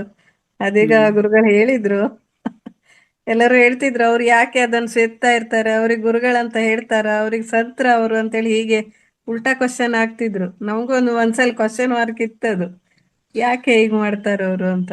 ಈಗ ಗೊತ್ತಾಯ್ತು ನಿಜವಾದ ಇದು ಏನು ಅಂತ. Okay, thank you ma'am. Thank you. ಧನ್ಯವಾದ. ಶಾರದಾ ಪಾಟೀಲ್ ಮ್ಯಾಮ್ ಮತ್ತೆ ಹ್ಯಾಂಡ್ ರೈಸ್ ಮಾಡಿದೀರಾ? ಕ್ವಶನ್ ಅಂತ ಏನೂ ಇಲ್ಲ ಮೇಡಮ್. ನನ್ನೊಳಗೊಂದು ಪ್ರಶ್ನೆ ಇತ್ತು. ನಾನು ಸುಮಾರು ಸಲ ಅನ್ಕೋತಿದ್ದೆ, ನಾವು ಆತ್ಮ ಅಂತ ಹೇಳ್ಕಂತೀವಿ, ಬಟ್ ಆತ್ಮ ಸ್ಥಿತಿಗೆ ನಾನು ಹೋಗಿದ್ದೀವ ಅಂತ. ನನ್ಗೆ ತಿರುವಣ್ಣಾಮಲೈಯಲ್ಲಿ ಕ್ವಾಂಟಮ್ ಸೈನ್ಸ್ ಬಗ್ಗೆ ಒಂದಷ್ಟು ಹೇಳ್ತಿದ್ರಲ್ಲ, ಐ ಆಮ್ ಎನರ್ಜಿ ಅಂತ. ಮೊದ್ಲು ನಾನ್ ಎನರ್ಜಿ ಅನ್ಕೋಬೇಕು, ಆ ನಂತರ ನಾವು ಆತ್ಮಸ್ಥಿತಿಗೆ ಹೋಗ್ತಿವೇನೋ ಅಂತ ಒಂದ್ ಕಡೆ ಅನ್ನಿಸ್ತು. ಇವಾಗ ಸರ್ ಹೇಳ್ತಿದ್ರು, ಮತ್ತೆ ನನ್ಗೂ ಅದೇ ತರ ಇತ್ತು. ಸಾಧುಗಳು ಯಾರು ಇದೆಲ್ಲ ಸೇರ್ತಿರ್ಬೇಕಾದ್ರೆ ಇವ್ರೇ ಸಾಧುಗಳ ಈ ತರ ಎಲ್ಲ ಮಾಡಿದ್ರೆ ಇವ್ರು ಹಿಂಗ ಅನ್ಕೋಬೇಕ. ನಿಜ ಇತ್ತು ಸರ್. ತುಂಬಾ ಒಳ್ಳೆ ಕ್ಲಾರಿಟಿ ಕೊಟ್ರಿ ಇವತ್ತು. ಖಂಡಿತ ನನ್ಗೆ ಅರಿವಿನಿಂದ ಜೀವಿಸೋದು ನಾನೇ ಹೇಳ್ಬೇಕಂದ್ರೆ, ಈಗ ನಾನು ಒಂದ್ ಇದನ್ ಮಾಡ್ದೆ, ನಾನು ಸರಿಯಾಗಿ ನೀವು ಹೇಳಿದ ಕ್ವಶನ್ನೇ ಅರ್ಥ ಮಾಡ್ಕೊಂಡಿಲ್ಲ, ಅದಕ್ಕೆ ತಕ್ಷಣ ರಿಯಾಕ್ಟ್ ಮಾಡ್ದೆ. ಅಂದ್ರೆ ಸಾಧುಗಳು ಅನ್ಕೊಂಡಿರೋರು ಯಾಕೆ ಸಿಗರೇಟ್ ಸೇರ್ತಾರೆ, ನಾನ್ ಸುಮ್ನೆ ಜನರಲ್ ಆಗಿ ಆನ್ಸರ್ ಮಾಡ್ದೆ ಸರ್. ನಿಜ ಅಂದ್ರೆ ಈಗ ನನ್ಗೆ ಅರಿವಿನಿಂದ ಇದ್ದು ನಾನ್ ಸರಿಯಾಗಿ ಕರೆಕ್ಟ್ ಕ್ಲಾಸ್ ಕೇಳ್ಕೊಂಡಿದ್ರೆ, ನನಗೆ ಆ ಕ್ವಶನ್ ಅರ್ಥ ಆಗಿದ್ರೆ ಬಹುಶಃ ಅದು ಬರ್ತಿತ್ತೇನೋ ಅರ್ಥ ಮಾಡ್ಕೊಂಡಿಲ್ಲ ಅನಿಸ್ತು sir. Thank you so much. Lakshmidevi ma'am. ನಮಸ್ತೆ ಎಲ್ಲರಿಗೂ. ನಮ್ಗೆ ಇವಾಗ ಗೊತ್ತಾಗಿದ್ದು ಸರ್ ಹೇಳಿದ್ಮೇಲೆ, ನಾವು ಚಿಕ್ಕದಾಗಿ ಎಲ್ಲದೂ ಬಂಗಿ ಬಾಬಾ ಅಂತ ಎಲ್ಲ ಸೇರ್ತಿರೋರು, ಎಲ್ಲ ನಾವೆಲ್ಲ ನಗ್ತಾರೋ ಬಾಬಾ ಅಂತಾರೆ, ಬಂಗಿ ಹೊಡಿತಾ ಇರ್ತಾರಲ್ಲ ಅಂತ ಎಲ್ಲ ನಾವೆಲ್ಲ ಒಂಥರ ತುಂಬಾ ಕಿಡಿಯ ಮೇಲೆ ನೋಡ್ತಾ ಇದ್ದೋ. ಈಗ ತುಂಬಾ ಗೊತ್ತಾಯ್ತು ಸರ್ ಯಾತಕ್ಕೆ ಅಂತ ಹೇಳಿ. ಅವೆಲ್ಲ ಯಾರು ಬಂಗಿ ಗೊತ್ತಲ್ಲ, ಬಂಗಿ ಹೊಡಿತಾರ ಒಂಥರ, ಬಂಗಿ ಹೊಡಿತಾರೆ ಬಂಗಿ ಬಾಬಾ ಅನ್ನೋರು. ನಾವ್ ನಗ್ತಾ ಇರೋರು ಒಂಥರ ಅವ್ರ ಮೇಲೆ ನಮ್ಗೆ ಒಂಥರ ಜಿಗ್ಸ್ ಬರ್ತಿದ್ವಿ, ಯಾವ ಸಿಮೆ ಬಾಬಾ ಅಂತ ಭಾವನೆ ಇತ್ತು. ಇದು ನೀವ್ ಹೇಳಿದ್ಮೇಲೆ ನಂಗೆ ಬರ್ತಾ ಇತ್ತು. ತುಂಬಾ thanks. Right. Thank you madam. Radha ma'am. ನಮಸ್ತೆ ಗುರುಜಿ. ಹೇಳಿಮ್ಮ. ನಮ್ಗೆ ಇವಾಗ ಅಗೋರಿ ಅಮ್ಮ ಅಂತ ಒಬ್ರು ಪರಿಚಯ ಆಗಿದ್ದಾರೆ. ಮನುಷ್ಯರು ಒಂದ್ ದಿವಸಕ್ಕೆ ಒಂದು 3 ಪ್ಯಾಕ್ ಸೇದಿದ್ರೆ ಸಿಗರೇಟ್ ಅವ್ರ ಹೆಲ್ತ್ ಏನಾಗುತ್ತೆ ಅಂತ ಅನ್ನೋದಕ್ಕೆ ಅವ್ರು ಒಂದ್ ದಿವಸಕ್ಕೆ 8 ಪ್ಯಾಕ್ 10 ಪ್ಯಾಕ್ ಸೇದ್ತಾರೆ ಗುರುಜಿ. ಅವ್ರಿಗೇನು ಒಂದು ಸ್ವಲ್ಪನು ಅವ್ರಿಗೆ ಹೆಲ್ತ್ ಈ ತರ ಆಗೈತೆ ಅನ್ನೋದಿಲ್ಲ. ಅವರು ಅಗೋರಿ ಅಮ್ಮ ಅವರು ನಮ್ಗ್ ಪರಿಚಯ ಆಗಿದ್ದಾರೆ. ನಾವು ಕೇಳಿಸ್ಕೊಂಡಿಲ್ಲ. ಮನುಷ್ಯರು ಕುಡಿಯೋದೇನ ಗುರುಗಳು ಹೇಳ್ತಾವ್ರೆ ಸಿಗರೇಟ್ ಸೇದೋದ್ನ ಅನ್ಕೊಂಬಿಟ್ಟೆ. ಇವಾಗ ಹೇಳಿದ್ ಮಾತಾಡಿದ್ ನೋಡಿ, ಅವ್ರ ದೇಹ ಎಚ್ಚರಿಕೆಯಾಗಿ ಇರೋದಕ್ಕೋಸ್ಕರನ ಅವ್ರು ಕುಡಿತಾರೆ. ಇಷ್ಟು ಪ್ಯಾಕು ಸೇದ್ತಾರೆ ಗುರುಜಿ. ಅವ್ರಿಗೊಂದಿಷ್ಟು ಹೆಲ್ತ್ ಇದಾಗಿಲ್ಲ ಅವ್ರಗ, ಅಷ್ಟು ಚೆನ್ನಾಗಿದ್ದಾರೆ. ಒಂದ್ ದಿವಸಕ್ಕೆ 8 ಪ್ಯಾಕ್ 10 ಪ್ಯಾಕ್ ಸೇದ್ತಾರೆ ಗುರುಜಿ ಅವರು. ಹೌದು ಹೌದು. ಅವ್ರು ಸೇರ್ತಾರ. ಎಲ್ಲಿರ್ತಾರ ಅವರು? ಅವ್ರು ಬಂದು ತುಮಕೂರ್ ಹತ್ರ ಇದ್ದಾರೆ ಗುರುಜಿ. ನಮ್ಗ್ ಪರಿಚಯ ಆಗಿದ್ದಾರೆ. ನಾವ್ 4 ದಿವಸದಲ್ಲಿ ಹೋಗಿ ಬಂದ್ರೆ ಅವ್ರನ್ನ ನಾನು ಹೋದ್ಮೇಲೆನೆ 1 ಪ್ಯಾಕ್ ಸೇದಿದ್ದಾರೆ. 1 ಪ್ಯಾಕ್ ಸೇದಿ ಅದು 1 ಸೆಕೆಂಡ್. ಮನುಷ್ಯರು ಸೇದಿದ್ರೆ ಅವ್ರಿಗೆ ಹೆಲ್ತ್ ಏನಾಗುತ್ತೆ ಅಂತ ಅನ್ಕೊಂಡ್ರೆ ಗುರುಜಿ. ಅವ್ರ ಅಷ್ಟು ಇದ್ರಾಗಿದ್ದಾರೆ, ಚೆನ್ನಾಗಿದ್ದಾರೆ ನೋಡಕ್ಕೆ. ವಯಸ್ಸು ಎಷ್ಟು ಮ್ಯಾಮ್? ಅವ್ರಿಗೆ 50 ಆಗಿದೆ. 50 ಅಂತ ನಾವು ಅನ್ಕೊಂತೀವಿ. ಕಾಣುವಾಗ 50 ಹಾಗೆ ಇರ್ತಾರೆ, ಅವರಿಗೆ ಜಾಸ್ತಿ ಆಗಿರ್ಲಿಕ್ಕೆ ಅವ್ರಿಗೆ ಸಾಧ್ಯ ವಯಸ್ಸು ಇದೆ. ಇಲ್ಲ. ಅದೇ ಅದೇ ಅದೇ. ಅವ್ರು ಹುಟ್ಟಿರೋದು ಅವ್ರಿಗೆ ಗೊತ್ತಿಲ್ಲ. ಆಯ್ತಾ? ಅವ್ರು ಹುಟ್ಟಿರೋ ವಯಸ್ಸಲ್ಲಿ ನಾವ್ ಅನ್ಕೊಂಡಿರೋದು. ಚೆನ್ನಾಗಿದ್ದಾರೆ ಅವ್ರು ನೋಡಕ್ಕೆ, ತುಂಬಾ ಚೆನ್ನಾಗಿದ್ದಾರೆ. ಸದಾನಂದ ಧ್ಯಾನ ಗುರುಗಳು ಅಷ್ಟೇ. ಹಾ ಪತ್ರಿಸ್ತಾರ ಗುರುಗಳಿದಾರಲ್ಲ, ಸದಾನಂದ ಯೋಗಿ, ಅವರು ಅಷ್ಟೇ. ಒಂದು ಲಾಡ್ಜ್ ಅಲ್ಲಿ, ಸಣ್ಣ ಲಾಡ್ಜ್ ಅಲ್ಲಿ ಇದ್ರು ಕರ್ನೂಲಲ್ಲಿ. ಒಂದು ರಾಘವೇಂದ್ರ ಲಾಡ್ಜ್, ಸಣ್ಣ ರೂಮ್, ಅದ್ರಲ್ಲಿ ಮಂಚ ಇರತ್ತೆ, ಅದ್ರ ಮೇಲೆ ಕೂತ್ಕೊಂಡಿರ್ತಾರೆ, ಸೇರ್ತಾನೆ ಇರ್ತಾರೆ ಅಷ್ಟೇ. Continuous. ಅದೇ ಏನ್ ಸರ್, 60 ವರ್ಷ ಇದ್ದಂಗಿದ್ದಾರೆ. 111 ವರ್ಷ ಇವಾಗ ಅವರಿಗೆ.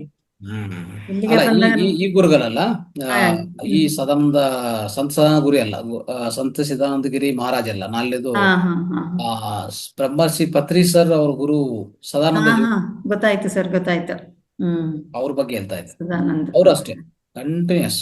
ಸಾರ್ ಯಾವಾಗ್ಲೂ ಹೋಗ್ತಾ ಇದ್ರು ಸಿಗರೆಟ್ ಪ್ಯಾಕೆಟ್ ತಗೊಂಡು ಹೋಗ್ಬೇಕಲ್ಲಿ. ನಮ್ಮ ಪತ್ರಿ ಸಾರು ಯಾವಾಗನ್ನ ಅವ್ರು ಮೀಟ್ ಮಾಡಕ್ ಹೋಗ್ತಾ ಇದ್ರು. 2 ವರ್ಷ ಮಾತ್ರ ಇದ್ರು ಇವರು.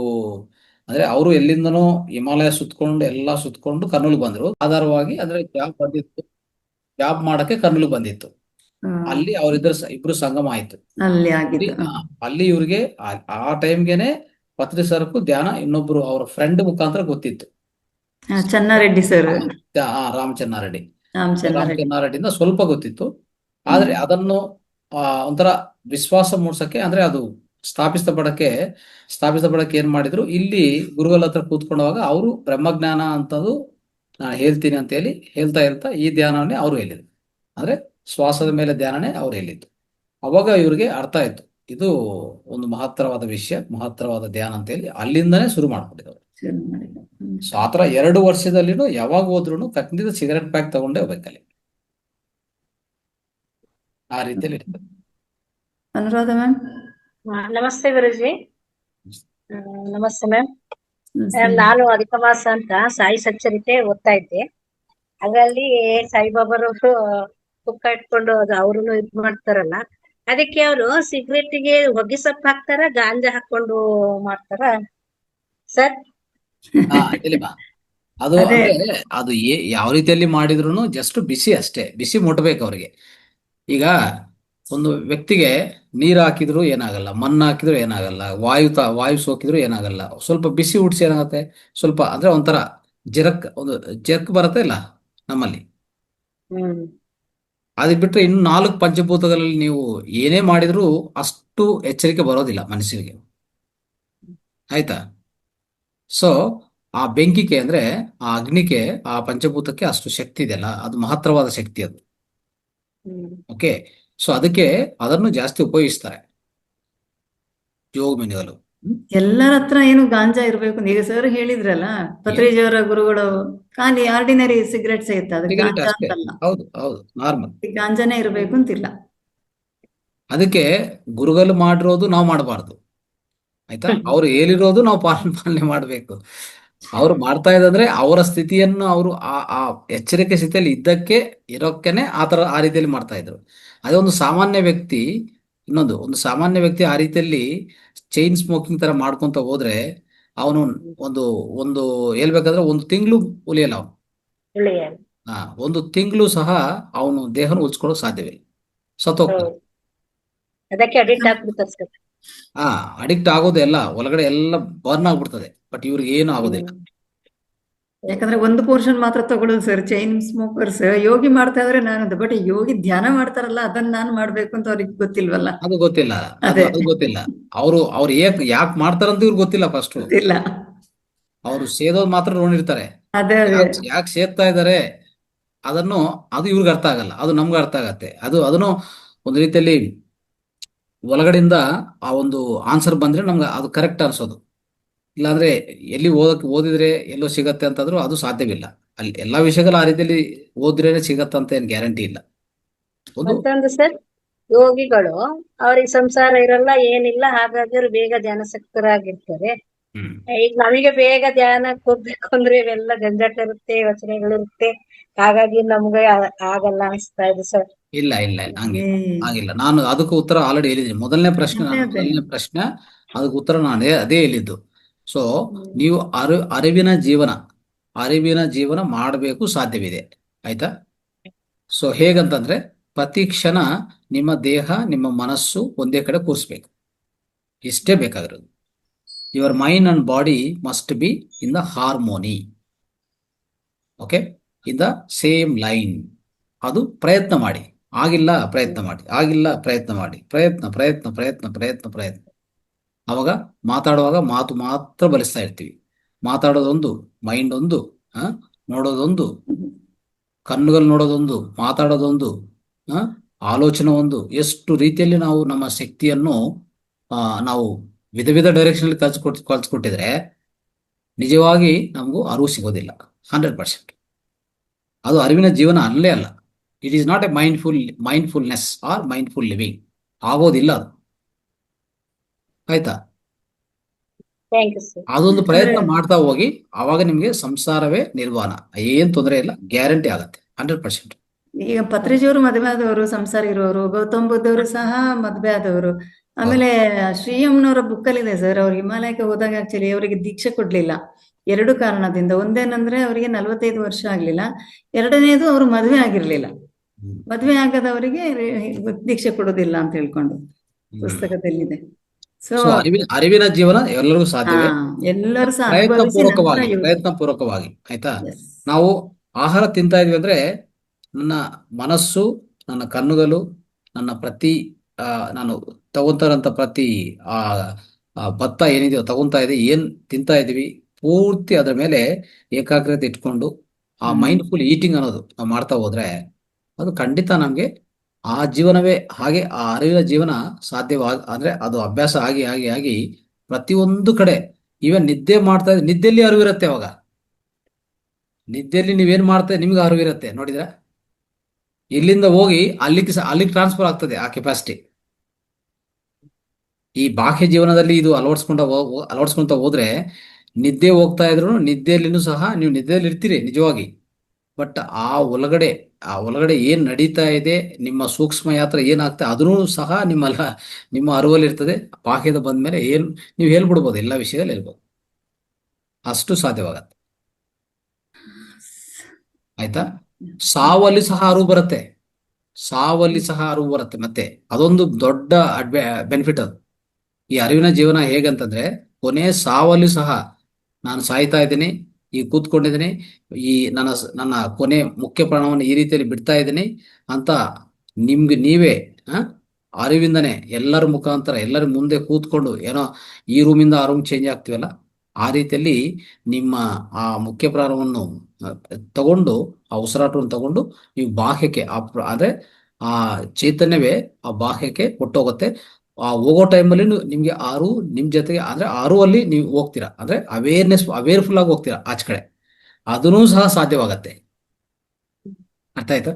ಸೊ ಆ ಮೈಂಡ್ಫುಲ್ನೆಸ್ ಆ ಅರಿವು ಅನ್ನೋದು, ಅವೇರ್ನೆಸ್ ಅನ್ನೋದು ಹೆಚ್ಚು ಮಾಡ್ಕೊಂತ ಹೋದ್ರೆ, ನಾರ್ಮಲ್ ಈ ಬಾಹ್ಯ ಜೀವನದಲ್ಲೇ ಅದು ಮಾಡ್ಕೊಂತ ಹೋದ್ರೆ, ಒಂದು ಕಡೆ ನಿದ್ದೆದಲ್ಲಿನೂ, ಇನ್ನೊಂದು ಕಡೆ ಸಾವಿನ ಸಮಯ ಅಂತಂದ್ರೆ ಮರಣ ಸಮಯವನ್ನು ಸಹ ಅವೇರ್ನೆಸ್ ಇಂದನೇ ಮರಣ ಹೊಂದಬಹುದು. ಆಯ್ತಾ? ಅವಾಗ ನಮ್ಗೆ ಯಾಕೆ ತಿರುಗಿ ನಾವು ಬರ್ಬೇಕಂತ ಅವಶ್ಯಕತೆ? ಅಲ್ಲಿಗೆ ಆಗೋಯ್ತಲ್ಲ. ಅದಕ್ಕೆ ಒಂದು ಜೀವನವೇ ಸಾಕು, ಅರಿವಿನ ಜೀವನ ಮಾಡಿ. ಏನೇ ಒಂದು ಜಾಸ್ತಿ ತಲೆದಲ್ಲಿ ಇಟ್ಕೊಂಡದು, ನಾವು ಮಾಡ್ತಾ ಇರೋದು ಒಂದು, ಆ ತಲೆದಲ್ಲಿ ನಡೀತಾ ಇರೋದು ಒಂದು, ಆಯ್ತಾ? ಕಣ್ಣುಗಳು ನೋಡ್ತಾ ಇರೋದು ಇನ್ನೊಂದು, ಕಾಲುಗಳು ಇನ್ನೊಂದು ಮಾಡ್ತಾ ಇರ್ತದೆ, ಕೈಗಳು ಇನ್ನೊಂದು ಮಾಡ್ತದೆ. ಆ ರೀತಿಯಲ್ಲಿ ಒಂಥರ ಯಾಂತ್ರಿಕವಾಗಿ, ಮೆಕ್ಯಾನಿಕಲ್ ಆಗಿ ಆ ಅರಿವಿಲ್ಲದೆ ಜೀವನ ಮಾಡ್ತಾ ಇದ್ರೆ ಏನು ಸಾಧ್ಯವಿಲ್ಲ. ನೀವೆಷ್ಟು ಗಂಟೆಗಳು ಧ್ಯಾನ ಮಾಡಿ ಸಾಧ್ಯವಿಲ್ಲ. 2-3 ಗಂಟೆ ಧ್ಯಾನ ಮಾಡ್ತಾರೆ, ಮತ್ತೆ ಬಾಹ್ಯ ಜೀವನದಲ್ಲಿ ಬರುವಾಗ ಟೋಟಲಿ ಡಿಸ್ಟರ್ಬ್ ಆಗ್ತಾರೆ, ಎಲ್ಲಾನು ಹೊಟ್ಟೋಗ್ತದೆ. ಆ 18 ಗಂಟೆ 13-14 ಗಂಟೆ ಏನಿದೆಯೋ ಪೂರ್ತಿ ನಮ್ಮಲ್ಲಿ ಆ 2-3 ಗಂಟೆಯಲ್ಲಿ ನಮ್ಗೆ ಸಿಕ್ಕಿರುವಂತ ಅರಿವಿರ್ಬೋದು, ಶಕ್ತಿ ಇರ್ಬೋದು, ಎರಡನ್ನು ಪೂರ್ತಿ ಖಾಲಿ ಮಾಡ್ಕೋತೀವಿ ಈ 13-14 ಗಂಟೆಯಲ್ಲಿ. ಅದಕ್ಕೆ ನಿಮ್ಗೆ 1 ಇಂಚು ಮುಂದಕ್ಕೆ ಹೋಗಕ್ಕಾಗಲ್ಲ. ಆಯ್ತಾ? ಅದೇ ಆ ಜೀವನ ಹೇಗೆ ಮೊದಲೇ ಅಂದ್ರೆ ಧ್ಯಾನದಲ್ಲಿ ಬರೋಕ್ ಮುಂಚೆ ಹೇಗಿತ್ತೋ, ಎಷ್ಟು ವರ್ಷಗಳು ಧ್ಯಾನ ಮಾಡ್ತಾ ಇದ್ನೋ ಅಲ್ಲೇ ಇರ್ತೀವಿ ನಾವು. ಅದಕ್ಕಿಂತ ಮುಂದೆ ಹೋಗಕ್ಕೆ ಸಾಧ್ಯವೇ ಇಲ್ಲ. ಅರ್ಥ ಆಯ್ತಾ? ಸೊ ಈ ಅರಿವು ಎಷ್ಟುವರೆಗೆ ಕೆಲಸ ಮಾಡ್ತಾ ಅಂದ್ರೆ, ನಾವು ಕೊನೆ ಮೂಮೆಂಟ್ ಅಲ್ಲಿ ಪ್ರತಿ ಯೋಗಿ 6 ತಿಂಗಳ ಮುಂಚೆ ನಾನು ಇಂಥ ದಿವಸ ನಾನು ಖಾಲಿ ಮಾಡ್ತೀನಿ ಜಾಗವನ್ನು, ಈ ಭೂಮಿಯನ್ನು ಖಾಲಿ ಮಾಡ್ತೀನಿ ಅಂತ ಹೇಗೆ ಹೇಳ್ತಾನೆ? ಅವನು ಹೆಂಗೆ ಅಂದ್ರೆ, ಈ ಹೇಳ್ತಾರಲ್ಲ ಪಿನ್ ಡ್ರಾಪ್ ಸೈಲೆನ್ಸ್ ಅಂತ, ಒಳಗಡೆ ಏನು ಪ್ರಕಂಪನಗಳು ನಡೀತಾ ಇದೋ ಅದನ್ನೂ ಸಹ ಕಂಡಿಡ್ತಾರೆ. ನೋಡಿ ಎಷ್ಟು ಅರಿವಿದೆ ಅವರಿಗೆ, ಅಂದ್ರೆ ಎಷ್ಟು ಅರಿವು ಅನ್ನೋದು, ಆ ಅವೇರ್ನೆಸ್ ಅನ್ನೋದು ಯಾವ ಲೆವೆಲ್, ಯಾವ ಮಟ್ಟಕ್ಕೆ ಹೋಗಿದೆ ಅಂದ್ರೆ, ಆ ಒಳಗಡೆ ಅವರ ರಕ್ತನಾಳ ಒಳಗಡೆ, ಆ ರಕ್ತನಾಳಗಳಲ್ಲಿ ಸಂಚಾರ ಆಗ್ತಾರಂತ ಆ ರಕ್ತದಲ್ಲಿ ಕರೆಂಟ್ಗಳು, ಅಂದ್ರೆ ವಿದ್ಯುತ್ ಶಕ್ತಿ, ಆ ಪ್ರವಾಹ ಹೇಗೆ ನಡೀತಾ ಇದೆ ಅಂತ ಅವರೇ ಕಂಡಿಡಿದು, ಇದು ಇನ್ನೊಂದು 6 ತಿಂಗಳ ಮಾತ್ರನೇ ಬರ್ತದೆ, ಅದಾದ್ಮೇಲೆ ಮುಚ್ಚೋಗತ್ತೆ, ಅವಾಗ ನಾನು ಖಾಲಿ ಮಾಡ್ಬೇಕು ಅಂತೇಳಿ ನಿಮ್ಗೂ ಡೇಟ್ ಸಹ ಹೇಳ್ಬಿಡ್ತಾರೆ. ನೋಡಿದ್ರೆ ಅರಿವು ಎಷ್ಟುವರೆಗೂ ಹೋಗಿದೆ? ಇನ್ನು ಎಕ್ಸಾಂಪಲ್ ಬೇಕಾ ನಿಮ್ಗೆ? ಅವು ಬರ್ತಾನೆ ಇರ್ತವೆ ಆ ರೀತಿಯಲ್ಲಿ. ಸೊ ಅಷ್ಟು ಅರಿವು ಬಗ್ಗೆ ಅಷ್ಟು ಬೆನಿಫಿಟ್ಸ್ ಇದೆ ಅವೇರ್ನೆಸ್ ಇದೆ. ಅದೇ ನೋಡಿ ಸರ್, ಈ ತರ ಇದು ಮೆಸೇಜ್ ಮಾಡ್ತಾ ಇರ್ತಾರೆ, ಥಮ್ಸ್ ಫ್ಲೈ ಬಿಡ್ತಾರೆ, ಅಂದ್ರೆ ಅಲ್ಲಿ ಅವೇರ್ನೆಸ್ ಇಲ್ವೇ ಇಲ್ಲ. ಹೇಳೋದೊಂದು, ಅಲ್ಲಿ ಕೈಗಳು ಮಾಡೋದೊಂದು, ಮನಸ್ಸು ಇನ್ನೊಂದು ಮಾಡ್ತದೆ. ನಾನು ಮೊನ್ನೆನೇ ಕ್ಲಾಸಲ್ಲಿ ಹೇಳಿದ್ದೆ, ನೀವೇನ್ ಈಗೆಲ್ಲ ಮಾಡ್ತೀರಾ, ಇದು ನಿಜವಾಗ್ಲೂ ನಿಮ್ಮ ಕಾನ್ಸಂಟ್ರೇಷನ್ ಅದಿದೆಲ್ಲ ಡೈಲ್ಯೂಟ್ ಆಗುತ್ತೆ ಅಂತ. ಮತ್ತೇನೋ ಈಗ್ಲೂ ಅದು ಕೊಡ್ತಾನೆ ಇರ್ತಾರೆ. ಸುಮಾರು ಜನ ನಮಗೆ ಒಂದೆರಡು ನಮ್ಮ ಮಾಸ್ಟರ್ಸ್ ಫೋನ್ ಮಾಡಿದ್ರು, ಈ ತರ ಒಂಥರ ಅವ್ರ ಏನ್ ಮಾಡ್ತಾರೆ ಪಾಪ ಹಿಂಗ್ ನೋಡ್ತಾರಂತೆ. ಸೊ ನಾವು ಕ್ಲಾಸ್ ಅದು ಮಾಸ್ಟರ್ ತಪ್ಪದು, ಅವ್ರು ಅದೇ ಹೇಳಿದ್ರು, ಡಿಸ್ಟರ್ಬ್ ಆಗುತ್ತೆ. ಉದಾಹರಣೆಗೆ ನೀವು ಏನೇ ಮಾಡಿ ನನ್ನ ಅರಿವು ಕಾನ್ಸಂಟ್ರೇಷನ್ ಡೈವರ್ಟ್ ಆಗ್ಬಾರ್ದು, ಬಟ್ ಅವರು ಅಂತ ಇದು ಇದ್ರಲ್ಲಿ ಇಲ್ಲ. ಅದು ಮಾಸ್ಟರ್ ತಪ್ಪು. ಆ ಕಡೆ ಅವ್ರು ಏನ್ ಮಾಡಿದ್ರು ನಮ್ಗೇನ್ ಸಂಬಂಧ? ಅದಕ್ಕೆ ನಾನು ಹೇಳದೆ, ಈ ತರ ಎಲ್ಲ ಮಾಡಬೇಡಿ, ನೀವು ಪ್ರಶ್ನೆಗಳು ಅದೆಲ್ಲ ಆದ್ಮೇಲೆ ಕೊನೆಗೆ ಏನ್ ಬೇಕಾದ್ರೂ ಮಾಡ್ಕೊಳ್ಳಿ ಅಂತ. ಕಾನ್ಸಂಟ್ರೇಷನ್ ಇಲ್ಲ ಅಂತ ಆಯ್ತು ಅಲ್ಲಿಗೆ. ಹಾ ಸರ್, ಓಕೆ ಸರ್. ಯಾರ್ದು ಹ್ಯಾಂಡ್ ರೈಸ್ ಇಲ್ಲ ಅನ್ಸುತ್ತೆ. ಸೊ ಮಾಸ್ಟರ್ಸ್ ಬಹಳ ಅದ್ಭುತವಾದದ್ದು, ಎಲ್ಲ ಹೊಸದು ಎಲ್ಲ ನೋಡಿದ್ವಿ, ಬೆಂಕಿ ಇಟ್ಕೊಳ್ಳೋದು, ಮಾಡೋದು, ಗಾಂಜಾ ಎಳೆಯೋದು, ಸಿಗರೇಟ್ ಎಳೆಯೋದು, ಬಟ್ ಇದೊಂದು ಇಷ್ಟೊಂದು ಅದ್ಭುತವಾದದ್ದು ಅಂತ ಗೊತ್ತಿರ್ಲಿಲ್ಲ ಸರ್. ತುಂಬಾ ಇವತ್ತು ಮಾತ್ರ ಅಲ್ಲ, ಮೊನ್ನೆನೂ ನಾವೆಲ್ಲ ಮಾತಾಡ್ಕೊಂಡ್ವಿ, ಬಹಳ ಬಹಳ ಬಹಳ ಅದ್ಭುತ. ನಾವು ಕಣ್ಣಲ್ಲಿ ನೋಡಿರೋದು ಆ ಒಂದು ಅವೇರ್ನೆಸ್ ನಮಗೆ ಬಂದಿಲ್ಲ ಸರ್, ಅಂತ ಒಂದು ಜ್ಞಾನವನ್ನ ನಮ್ಗೆ ಕೊಡ್ತಾ ಇದ್ದಾರೆ. ನಿಜವಾಗ್ಲೂ ನಾವೆಲ್ಲರೂ ಧನ್ಯರು ಸರ್. ನಿಜವಾಗ್ಲೂ ಸಹ ಈ ವೇದಿಕೆಗೆ ಬಂದ್ಮೇಲೆ ಎಲ್ಲರೂ ಹೇಳ್ತಾರೆ, ಹಾಗೇನೆ ನಾನು ಇವತ್ತು ಹೇಳ್ತಾ ಇದ್ದೇನೆ, ವೇದಿಕೆಗೆ ಬಂದ್ಮೇಲೆ ನಾವೇನು ಕಂಡದ್ದನ್ನ ಪರಂಪರಿಸಿ ನೋಡ್ತಾ ಇರ್ಲಿಲ್ಲ, ಈಗ ಎಲ್ಲವನ್ನ ಪರಂಪರಿಸಿ ನೋಡ್ಬೇಕು, ನಾವು ಅದನ್ನ ಅವೇರ್ನೆಸ್ ಅಲ್ಲಿ ನೋಡ್ಬೇಕು ಅಂತ ಹೇಳತಕ್ಕಂತ ಜ್ಞಾನವನ್ನ ಕೊಡ್ತಾ ಇದ್ದೇವೆ ಸರ್. ಈ ವೇದಿಕೆಯಲ್ಲಿರತಕ್ಕಂಥ ಪ್ರತಿಯೊಬ್ಬರು ಧ್ಯಾನ ಬಂಧುಗಳ ಪರವಾಗಿ ಮತ್ತೆ ಎಲ್ಲ ನಮ್ಮ ಯೂಟ್ಯೂಬ್ ಏನಿದೆ ವಿಡಿಯೋಗಳು ಎಲ್ಲ ವೀಕ್ಷಕರ ಪರವಾಗಿ ನಾನು ಅನಂತ ಧನ್ಯವಾದಗಳನ್ನ ಹೇಳ್ತಾ ಇದ್ದೇನೆ ಸರ್. ಇದು ನಮಗೆ ಮಾತ್ರ ಲರ್ನಿಂಗ್ ಅಲ್ಲ, ಎಲ್ಲರಿಗೂ ಸಹ ಇದು ಲರ್ನಿಂಗ್. ಸೊ ಹಾಗೇನೆ ಈ ಒಂದು ವೇದಿಕೆಯನ್ನ ಕ್ರಿಯೇಟ್ ಮಾಡಿ ನಮ್ಗೆಲ್ಲ ಅವಕಾಶವನ್ನು ಮಾಡಿಕೊಟ್ಟಿದ್ದೀರಲ್ಲ, ಅದಕ್ಕೂ ಸಹ ತಮಗೆ, ಮೇಡಮ್ ಅವರಿಗೆ, ತಮ್ಮ ಸಿಬ್ಬಂದಿವರೆಗೂ ಎಲ್ಲರಿಗೂ ಸಹ ಅನಂತ ಧನ್ಯವಾದಗಳನ್ನ ಹೇಳ್ತಾ ಇದ್ದೇನೆ ಸರ್. ಹಾಗೇನೆ ಮಾಸ್ಟರ್ಸ್, ನಾವು ಅದ್ಭುತವಾದ ಜ್ಞಾನವನ್ನ ಪಡ್ಕೊಂಡು ಜೊತೆಗೆ ಅದ್ಭುತವಾದ ಧ್ಯಾನವನ್ನು ಸಹ ಮಾಡಿದ್ವಿ. ಇಲ್ಲಿವರೆಗೆ ತಮ್ಮೆಲ್ಲರ ಸಹಕಾರದಿಂದ ಈ ಕಾರ್ಯಕ್ರಮ ಪ್ರತಿದಿನ ನಡೀತಾ ಇದೆ. ತಮ್ಗೆಲ್ರಿಗೂ ಧನ್ಯವಾದವನ್ನ ಹೇಳ್ತಾ ಇಂದಿನ ಕಾರ್ಯಕ್ರಮವನ್ನ ನಾವು ಸಂಪನ್ನಗೊಳಿಸೋಣ. ಧನ್ಯವಾದಗಳು. Thank you master. ಎಲ್ಲರಿಗೂ ಧನ್ಯವಾದ. Thank you.